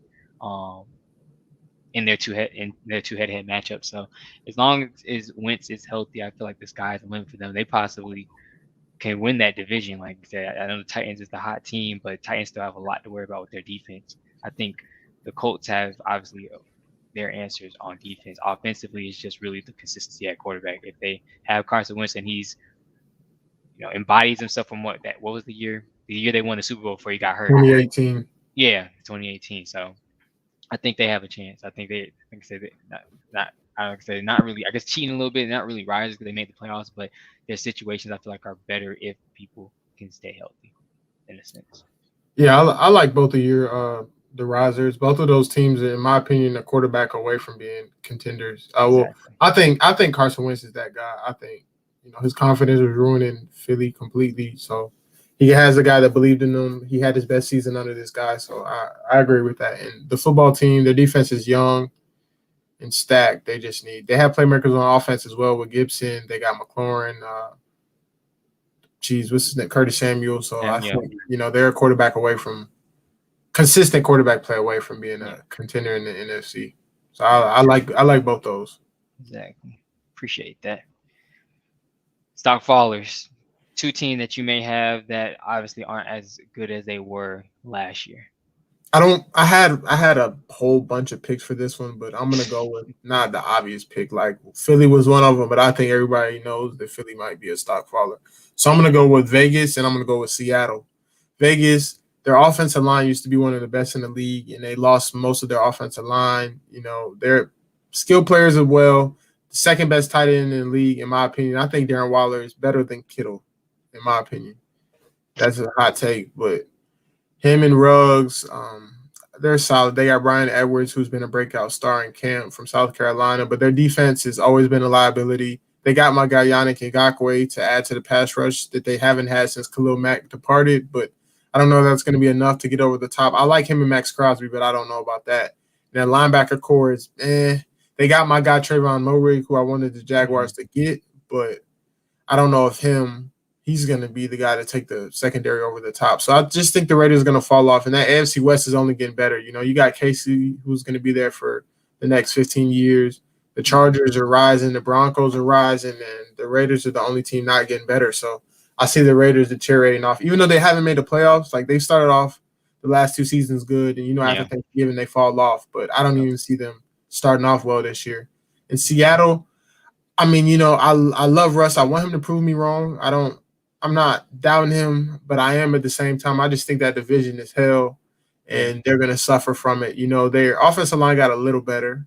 They added Rodney Hudson from the Raiders, actually, and they added Gerald Everett. But that secondary is just consistently getting better. It's going to be a gauntlet, and I think that Russ is not going to be able to completely carry his team like he has in years past. They didn't bring back KJ Wright. They lost some secondary help. They got Sidney Jones from the Jaguars, which I like, but I don't think that defense, obviously it's not what it used to be, and the defense is not very strong. And I just don't think Russ will be able to carry his team against all these good teams in the division. So I think the Seahawks will be fallers. But they could be fallers and still make the playoffs at 9-8, but I don't see them being at the top of the division like they're used to. Who you got? I can see that. Like I say, it's a little crazy because both of us we're about to pick. Well, you just picked a team that that's kind of been there consistently. They've been a playoff team, been has had rosters outside the offensive line, and some defensive line at times have been decent enough to or good enough to compete possibly outside maybe the last 2 years for Super Bowls. That was just there in Super Bowl contention and talks not too long ago in Seattle. But the Raiders was one of mine as well, just because of what you said. You hit it on the head. Both years started off strong, looking promising, looking like they will compete in the AFC West and in the AFC in general, and possibly vie for a playoff spot. But right after Thanksgiving, it's over with. I don't know really what's wrong with that team, and it's not, like I said, it's not looking like it's gonna get any better. I don't really think they fully answered any questions on defense. I think they're still too young, and I still think their defense honestly is too weak. And they always have, like you said, offensive line issues. And John Gruden doesn't really like Derek Carr, so I don't really think any of that. I don't get that work. either, bro. Yeah, like that's not gonna work. Your head coach doesn't like your, I guess in a sense, franchise quarterback. It's just weird dynamic. So they're definitely falling. They've been falling. They're gonna continue to fall. But my other one was actually the Steelers, and not all for faults on their own, but because Big Ben is still their quarterback this year. We obviously know he's not the Big Ben of old. I think in ways he can and will hold them back at times, just because of his decisions and arm strength. Also, I think just now that I said, now the Ravens have lost almost all their running backs besides Gus Edwards. It looks like they may sign Le'Veon Bell or Todd Gurley, but I don't might have to. They got to sign one of the two. But I was about to say, like, just like I said, not to follow their own, but the Browns have gotten better. The Ravens are still, one of the better teams in that AFC North. Even the Bengals are coming a little bit. Obviously, I don't think they leapfrog the Steelers, by any means. But I feel like the emergence of the Browns is a reason why I feel like they're falling because, like, the AFC as a whole has just gotten way better in the last year or two. Typically, it was the NFC that was kind of running things, but the AFC has gotten so much better that, and their division has gotten so much better. Like, they can easily miss the playoffs this year. I can definitely see that happen. Like, they can easily miss the playoffs. In Big Ben's last little ride, but they have a great defense. They have a solid offense. They addressed their needs in the draft that they needed to this upcoming year with the running back, obviously with Najee. And I guess the defensively they've always been great, and they'll get guys back from injury. So it's not to any fault of their own, but I think the Browns have gotten so much better. They've gotten so much more comfortable in year two with Kevin, or is it 2 or 3 with Kevin Stefanski? Year 2. Year 2, okay, yeah, year 2 Yep. is 7, and I think Baker looks a little bit better. That defense is ridiculous. The way they've drafted, like I said, we feel like they got 1 or if not 2 steals in this past year's draft, with JOK, and I think they drafted Greg Newsome as well. Plus, Yep. they drafted well last year. I forgot the DB's name, but he got injured. Yeah, Greedy Williams is Greedy good. Williams, He's yeah. healthy. So he should be back and healthy. So I feel like the Browns have leapfrogged them in a sense. The Ravens are still very, very good. They have a great defense. Offensively, as long as they sign a viable running back, they should be okay. Receiver wise, I think they didn't address a number one, but they helped. Like I said, they went out and got Sammy Watkins. They got Rashad Bateman. Still have Hollywood. They still got Mark Andrews, and they still got Lamar. So those Yes. two are running the AFC North, I believe. And unfortunately, I think they're falling just because, like I said, Big Ben don't think he's going to be the one to get them over the hump, especially in this now loaded AFC conference. I like the picks as well. The Steelers one is tough. I had them as one of my followers, but like I said, you just got to prove me wrong or prove me otherwise, because as long as I've been around and I've watched the Steelers, Mike Tomlin's kept them afloat. He's going to make a way, Their worst season is what, 8-8. So it would be hard for me to, predict them falling like that. I think he's just, when AB and Le'Veon were there, he didn't control the locker room completely, but I think he has complete control of the locker room. It's a lot of grown men in there, leaders. No divas in there, no guys, no cancers, kinda. So, I think he has the locker room under control. So it's just tough for me to go against the Steelers, but I understand why you're. Yeah, that's what I said. No fault to their own. Like, it's just things that's happening around them. Like you said, Mike Tomlin, I think, is definitely one of the greater coaches still in the league. Yeah. And like I said, they got great players. They're a great organization, but I feel like there's just certain teams that have surpassed them in their conference or in their division and in the conference as a whole. So but so many spots, even though they did add one extra, playoff spot still from last year. Just so many playoff spots that's up for grabs. But like you said, we'll see. Like for you, I guess it's till they, for me too, until they prove us otherwise. But it's going to definitely be a tough year for them. And lastly, we'll finish off on sleeper squads. So for me, I kind of looked at this as teams that people have already thrown away, put down. Like, they're just pretty much playing 17 games and can obviously easily sneak up and surprise some people, and either get in the playoffs, maybe a first or second round exit. So, who are your sleeper squads? Mine I'm going to explain why too. I'm going to start off with Denver so I can explain. I have Denver and Carolina. Denver, I know everybody's like, they have all these weapons. Deshaun wanted to go there. Aaron Rodgers wanted to go there. Denver is a sleeper squad because of who they named their starting quarterback. Everybody hears Teddy Bridgewater. Oh, they're done. They got a game manager, his quarterback. They're not going anywhere. But this is my opinion. I think Denver is a sleeper because they have all that talent. They have defensive talent. Von Miller didn't play last year. Bradley Chubb's coming a year off of ACL. When you have an injury, a catastrophic injury, it takes a little bit over a year to get back to your full self. You're 100%, but you don't trust it as much as you did. So it takes about a year to get that confidence back.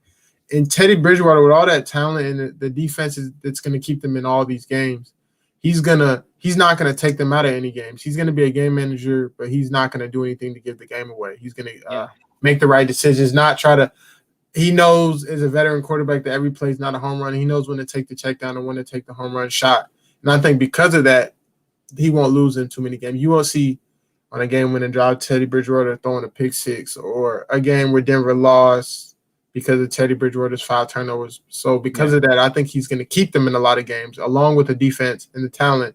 So, and Teddy's one of those guys. He's not even pushing the ball down the field like that. But with Denver, like they were saying earlier with Mo and Jeff, you just got to get the ball in your weapons' hands and let them do the rest of the work. And with KJ Hamler, Sutton, Judy, Melvin Gordon, and that rookie running back, Javonte Williams, I think he's going to be a sleeper. So I think with Teddy Bridgewater running the helm, with Drew Lock, he was going to lose him some games with that gunslinger mentality. And I think with Teddy, it's the opposite. So I think Denver is a sleeper team. And Carolina, a lot of people like Sam Darnold, and a lot of people think he's not that guy. But I think with Matt Rule taking a chance on him and the offensive weapons that they have, along with getting a sleeper pick, and another guy that I wanted the Jaguars to get in Terrence Marshall, they will take off. The year before, all 7 of their draft picks were on defense, so that they were trying to rebuild the defense. And I think people haven't given, maybe he has won more games, because I think, if I'm not mistaken, the Panthers only won 4 or 5 games last year. But I think Matt Rule did a decent job orchestrating the team, controlling the locker room, and I think the team's bought in with him. And I think they'll take off with the new quarterback under the helm. Teddy Bridgewater was just a game manager. They didn't like that. Matt Rule's one of those Bruce Arians type guys, no risky, no biscuit type guys. And I think him and Sam Darnold will do well together. And I think they will surprise a lot of folks, because the defense will get better and their offense, I think, will take off. With the healthy CMC, that's a scary receiver combo. One of the best. Yeah. Well, you can't say one of the best yet, because Terrence Marshall's a rookie. But at the end of this season, I think, people will respect Carolina's offense a lot more. So I see them taking off. I know you might not want to hear that, but they're going to surprise folks. No, the thing is, I agree with it. I think I don't know if I've said it. I know I've said it in some form of capacity when we talked about this on other shows, but I know the NFC is wide open. NFC South is wide open outside of the Bucks. It's really who's fighting for the second place at this moment in time, and it can very well be them, because I feel like they have all the tools necessary in order to do it. They got a young, promising defense. They drafted, all defense last year, like you said, and they got who can arguably be the best corner in the draft this year, in J.C. Horn. Obviously have the most dynamic back, or one of the most dynamic backs in the league, in CMC. Sam Darnold, who I think a lot of us think he's a better quarterback than what he showed in New York. Obviously he's around higher caliber coaching. He's also around better offensive mind and coaching as well. And they got a bunch of weapons on offense too. So it's like I can definitely see it. They have all the tools to be great. It might just take a few weeks to kind of gel. I don't really know what they did during preseason. Obviously I didn't pay attention to them that much, and I don't know if they really played their starters really that much throughout preseason. But it's right there for them for the taking. They can, and just like us, I forgot the other games that they have. Obviously, they play AFC East and they play in the NFC East as well, so they don't have that terribly hard of a schedule either. So it's very possible they can easily be the number 2 team in the NFC South and can be right there in the playoffs. Wild card 7th or 6th spot. So definitely don't want to hear it like you said though, but I can definitely see it. And that was one of my sleeper teams as well. Unfortunately, going against my Falcons. Even though, like I said, I already put them in the playoffs, so maybe it's gonna sound stupid. It probably definitely ain't gonna happen. 3 teams out the NFC South make the playoffs, but outside of that, I think it's the wrong NFC. Yeah, right. That definitely the wrong NFC. That's gonna have 2 teams. We all know it's gonna be the NFC West somehow, some way. And that's kind of why I struggle with this a little bit, because like there's teams that I kind of want to pick, but I feel like there's certain aspects that are gonna get in the way, like the Bears we've talked about before. Like we feel like Justin Fields should probably be day 1 starter, because you just don't want to mess around with that type of stuff, throwing him in week 4 or 5 when you've already lost maybe 3-4 games, and it kind of puts it your season in jeopardy anyway, because obviously you have the Vikings, which aren't that terrible of a squad in the division. You got the Packers as well, and then just the NFC as a whole, like still very, very competitive, and you split so many games in playoff spots. So I feel like they'll start Andy and that's gonna kind of ruin things. So I can't really pick him as a sleeper because I feel like the starting of Andy could possibly lose them some games that's gonna possibly put them out of playoff contention at the end of the year. Um, but outside, I like it's not really a sleeper. These other two teams, they're not really sleeper teams. I feel like people know that they're pretty good and talented, but it's just you know it's only two spots really that they're vying for. Is going to be Yeah. obviously San Francisco. I think I think they're the only team because like you say, Chicago and them are kind of the same situation. They have veteran quarterbacks that they know what they have in them, but they want to kind of go with the younger guy. I think obviously Jimmy Garoppolo, he's going to be a day one starter in San Fran, but he's so injury prone, and I don't think he's as dynamic of a passer and obviously user of the legs as Trey Lance. But he does win games. That counts for something. He wins games. Everybody's back healthy on that defense. Offensively, they still have the weapons, especially in the backfield. So they're not really a sleeper. I just think if health's on their side, they can make some noise. Like they could just return back to the status that they were at, just a couple of years ago, or the year before, obviously last year, COVID year, whatever. So not really a sleeper, but I just feel like they have to have health on their side, and the sky's the limit for them. Like you said, they can easily leapfrog the Seahawks in the division. They could possibly be a top three team in the NFC conference if they just stay healthy. Like I say, whether they do it with Jimmy Garoppolo or Trey Lance, I feel like obviously they'll do it with Jimmy. They can easily just jump right back to that prominence that they had just a few years ago. But like I say, they're just different from Chicago because I feel like Chicago coaches, I don't know, it's something about Matt Nagy and they just make dumb decisions that kind of just put them back. And like I said, them starting Andy Dalton, which would probably look like it'll be for first 2-3 games, just don't seem like it's gonna just don't seem like it's gonna work out for them in my opinion. Yeah. I agree. I agree with all those.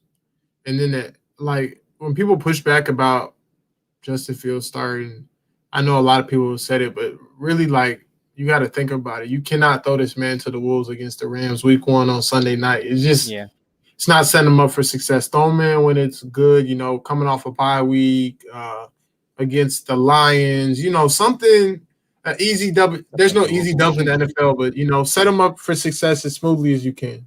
That's all. That's all it is. That is true. That is true. I feel that. So after week 1, once Andy Dalton gets tore up by Aaron Donald and them, then you can throw him in the game. Okay. Yeah. Makes sense.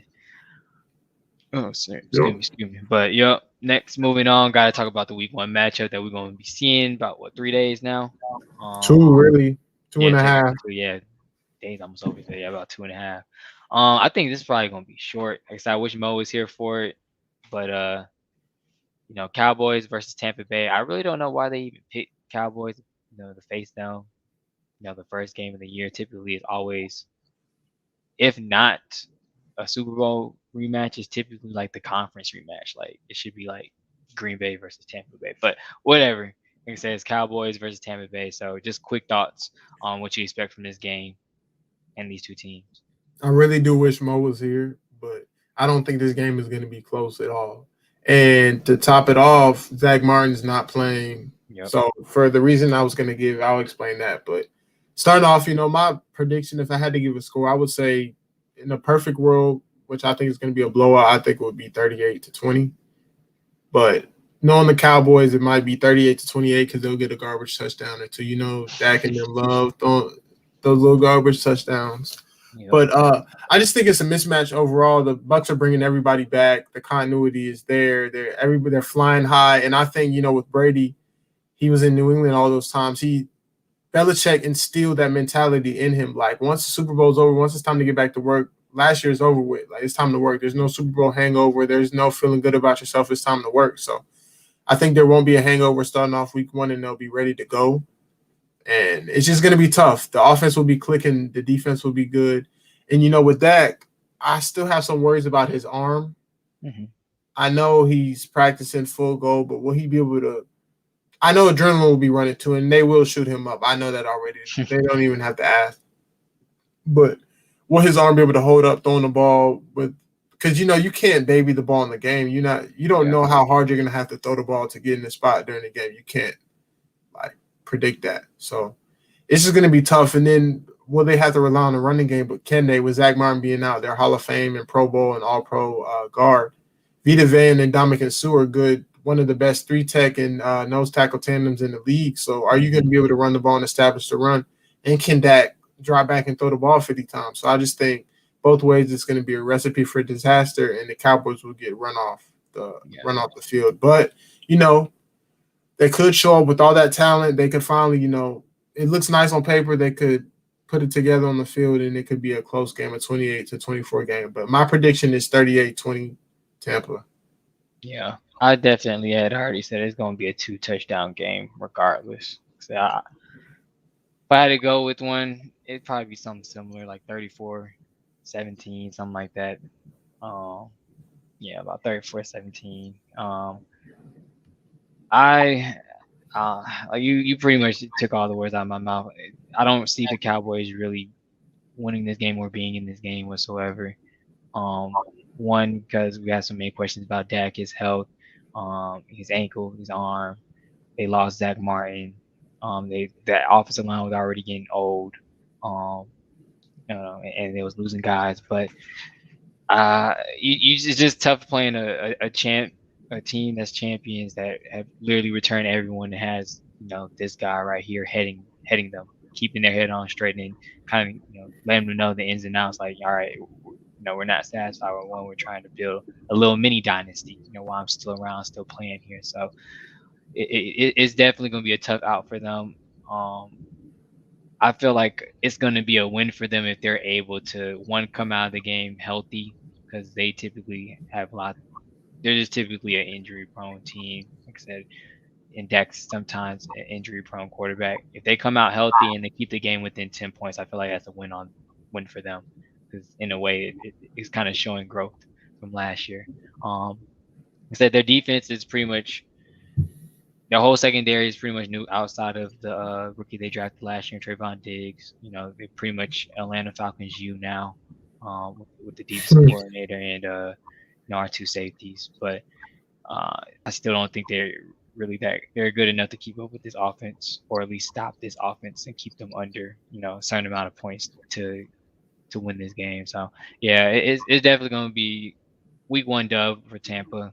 Cowboys, like I said, as long as they're able to come out of the game healthy and keep it within like a 10-point game most of the time, I think that's a win for them. I'd take that if I was Mo or Kenneth. I forgot, but he's a Cowboys fan as well. So I agree with you. I agree with your takes. Hopefully it's not close though. The Cowboys, I love when the Cowboys get humbled, and can't wait for them to get humbled. Yeah, I love it too. Like I said, even though I like this Cowboys team a little bit different from all other ones. I kind of like guys on that team. Like I typically have at least one. I don't think this year I have any on any of my fantasy teams, but typically I'd be having like one, for some reason. But this is the reason I wanted him to stay here. I was gonna make a little joke about this. Like I said, this was pretty much gonna sum up what the game was gonna look like tomorrow, or not tomorrow, but Thursday. But moving on, we're gonna do our last, a few little segments. Of course, got to do the week 1 pick'ems, who we feel like is gonna win each matchup. Pretty sure this will be pretty quick. I think we both already got game 1 from Thursday out of the way. Both, I'm sure, going with the Bucks. If I'm wrong, you correct me. Nah, the deal. All right. So I'll let you go first. Yeah. You let me know. Oh, okay. Yeah. All right. For Falcons, Eagles, I have the Falcons. Oh, for real? Yeah. Come on. I'm not that crazy. Who you got? Definitely got to go with my squad. Got to go with the squad. So. Okay. Buck Steelers. Bills Steelers. I have the Bills. Panthers Jets. I have the Panthers. Vikings Bengals. I have the Vikings. 49ers, I think we both have the 49ers against the Lions. I'm taking the home team versus the Texans, the Jaguars. This might be somewhat of a shocker. I'm taking Indy versus Seahawks. I'm also taking the Titans versus the Cardinals. So I'm showing love to the AFC South. Yes. I have the football team over the Chargers. It's going to be tough for them going all the way across the country for a 1 p.m. kickoff. Mm-hmm. Nobody wins in Arrowhead in September, so I'm taking the Chiefs versus the Browns, and I am taking Mac Jones in the battle of the Bama quarterbacks with the Pats and the Dolphins. I am taking the Packers over my boy Jameis and the Saints. It's going to take some time to get the camaraderie together. And for this, I am taking the Giants at home. This is a close one for me, but I'm taking the Giants week 1 at home. I think you already know. For the Rams and Bears, I'm taking the Rams by 20. And for the last game of week 1, the Monday night game in Vegas, I am taking Lamar over the Raiders. And one thing I want to add before you go, all these picks are final for week 1, but I would not be surprised if the Steelers upset the Bills. I don't know. I'm going with my gut. I've been thinking about it, and I think that's the one big upset pick. But I think everything else is locked. Like, I don't think the 49ers will lose. I don't think the Falcons will lose.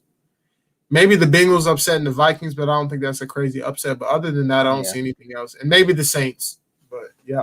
Yeah, I feel that. And we're gonna definitely put these out as well. I'll probably get it out tomorrow. I'll probably put W's over all the teams you picked. I'll put W's over the ones I picked. We can definitely keep track so I can show how much I'm gonna blow you guys out by this. Oh yeah, that is true. Yeah, we're gonna do that. We gotta do that. Each and every week we put little pick'ems out. We're gonna do that for sure. But yeah, like I said, definitely going with the Bucks. Gotta go with the home squad. I'm gonna go with the Bills as well in this one. Like I said, I can't talk about them being a faller and then I pick them, so that make no sense. So Bills, Carolina, I'll give them that one. I don't think New York is gonna have it together yet. I don't even think Zach Wilson's good. This one's a tough one, but I'll go with the Vikings to go still one on the road. I'll go with the 49ers. I'll go with the home squad for you too, Thad. I'll go with the Jags. I ain't crazy. Tyrod Taylor, he could do something. He could not having it. If we lose week 1 to the Texans, I got a lot of problems. Tyrod Taylor, Phillip Lindsay, Mark Ingram, David Johnson. I'm finna have like 400 yards put up on y'all on the ground. Who knows? I don't know. But now I'll go with Jags. I'm gonna go with Seattle for the first game against Indy. I think Seattle's still the more consistent team. I'll go with Seattle. It could definitely be a toss-up though, like you said. I'll go with the Titans to win at home against the Cardinals. This one's a tough one too. Damn, I might come back to that one. That's crazy. This one's tough. Like you said, I think Chargers got a lot better, but I think Washington. I just think they're sneaky good. I'm gonna go with Washington to be different. Because you went the Chargers, right? No. I want Washington because. Oh, you did? Oh, they're home. My fault. I'm reading it wrong. You said yeah. Kickoff going all the way across the country. Never mind. It makes it easier. No, I'm not going to get you on this one. That's a 10 a.m. kickoff. Yeah, exactly. I was thinking it was split, but yeah, I read it wrong. I forgot second team is home team. So yeah, I'll go with Washington. Definitely Kansas City. Even though the Browns will play them tough, it'll be a good game. I'll go with the Dolphins for this first matchup. Okay. This AFC East. You went Pats, didn't you? Yeah.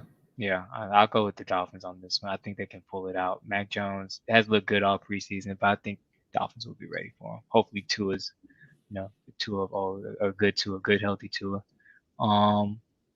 Green Bay for sure. LA by 20, like you said. I'm gonna go with the Broncos on this one. I don't know why. I just feel like probably what you said. I think Teddy Bridgewater will win them this game, and Danny Dimes will have at least 2 turnovers somehow. And I don't know if Saquon's playing. I don't think he's gonna be. No, he would be a big difference, but I don't know if he'll play or not. Hopefully, maybe so, just for my fantasy team's sake. But I'll take the Broncos in this one, and definitely taking the Ravens against the Raiders on Monday night. So even with all the running back situation, I think they'll still get it done for sure. I think we only had 2 that were different. Yeah, we had the Broncos, the Seahawks. Seahawks. Yeah, we had 3 different games. Okay. What about Sunday night though? You don't think Andy Dalton's going to get hurt and Justin Fields come in the second half though for about 250, 2 touchdowns? No. Nah, ain't no Cinderella story like that going on. I mean, he may come in, but he ain't bringing them back from nothing. He just come in and he'll have to finish the game. But I think LA definitely takes that one. I like them a lot this year. Yeah. Especially with Stafford, heading that team now. I like them a lot. But yeah, definitely gonna get these out. We're gonna get these out tomorrow, of course, along with our other predictions, awards, records. What else did we say? Awards, records. I know. All pro list. Yeah, and all pro list. Yeah, we'll get those out tomorrow for sure. Along with this one, each week we'll go through. Probably have some. We'll have people vote, see if they agree with us, see who's gonna win at the end of the year. Because I'm pretty sure I feel confident. I do decent in pick'ems. I do pretty decent. It's crazy because we talk about this every year. Just like, what do we say? With the draft, with March Madness, everybody's bracket is not gonna be perfect. Our mock draft's gonna be trash. Somebody gonna mess up the draft. Yeah. Somebody's gonna mess up week one. Some team that's not supposed to win. Yeah. Maybe the Lions come out, go crazy. Zach Wilson throws for 400. Jalen Hurts tears up y'all mediocre secondary. You never know. Yeah. So. Yeah, Jalen Hurts not doing that, but I can definitely see the other comes in early, wins on the road. Derek Carr, I don't know. You just never know. Jameis throws for 400. Outdoors Aaron Rodgers. You just never know. Week one in the NFL is just all unpredictable. Yeah, like I said, you're right. We could be feeling confident like we're going to come out this week. How many matches is it? 16. Feeling like we're coming out of this week 14-2 or 15-1, and it'd be like 7-10, or not 7-10. My fault. 7-9. I've had some weeks like that too. So, real quick, I guess we'll end off the show with this one. Some bold predictions that you feel like may happen throughout this NFL year. I honestly thought it was for week one, but week one. We'll go week one. We'll just do it each week. Yeah, okay. Week one for me, I'm gonna switch it up. I know I said the Bills win, but a bold prediction that I have is that the Steelers will go into Buffalo and upset the Bills week one. That's my bold prediction. Okay. Yeah, my bold prediction. My bold prediction is that. I was about to say my bold prediction: Matt Ryan throws for four touchdowns, 400 yards. Our defense looks incredible, but that can vary. That's not even really a bold prediction. That's very, very possible. I think that will actually happen, to be honest. But my bold prediction, what you call it? What I had.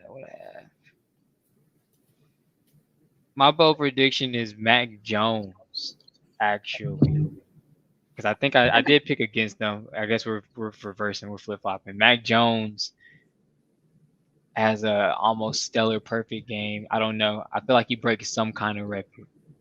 Not a record, but like he has not breaking a record, but he'll have like a really, really high QBR. Like it'll be something ridiculous that we wasn't expecting from him, and he'll throw for like 3 touchdowns, no picks, 320, and they'll win the game.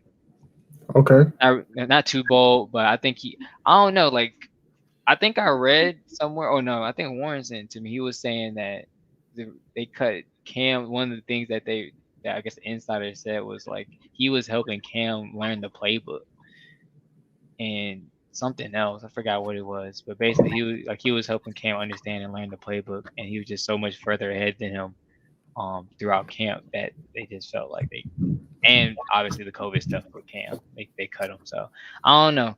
Maybe Mac Jones really is that smart, like people have been talking about. Obviously, that's not all the tools that you need in order to be a great quarterback in the NFL, but I mean, he's shown flashes here and there, especially in preseason. So I think he'll have a nice little day on Sunday versus a pretty good defense in the Dolphins. So, my bold prediction. With the win, 3 touchdowns. I agree with it. I would have, I wish I would have known it was for week one. I would have had a little better prediction, but I have some pushback for yours. I like yours, but I think Brian Flores is going to have that group ready to go. And I don't, rookies throwing for 300 yards and 3 touchdowns in their first start, that's not very likely. And, Bill Belichick's he wants to win the game. He doesn't care about the quarterback stats. He's not. Exactly. He's going to run the ball. I don't even see him unless there's some big plays happening, I don't see him getting to 300. But hey, it's a bold prediction for a reason, so he could Yeah. come out and shock us all in week 1. Yep, that's what I was saying. He may run a lot, but I felt like it's bold because he put so much money into that offense. It's like, all right, I understand you don't like you definitely trying to win the game, but you don't put that much money into 4 guys that's supposed to catch the ball, and then you go out and get a quarterback in the first round that supposed to be gifted throwing the ball, and you don't want to throw the ball. Like I feel like Josh McDaniels got a little bit up his sleeve. They probably will run a lot game manage with him, especially in his first start. But also like it was unpredictable for them to cut Cam and him be the week 1 starter in the first place. So it's like they must know something we don't. Maybe they unleash him. Maybe he does have a day like that to where he's like I said, tossing the ball around more than we expect him to. But bold prediction, it could happen, could not. That's why it's bold. But shit, is that I think we hit on everything. It's really like we did 2 shows in one, to be honest. I feel like we pretty kind of much had a college football and the NFL show. Yeah, I feel like we kind of had to do it, but yeah, it was good to be back.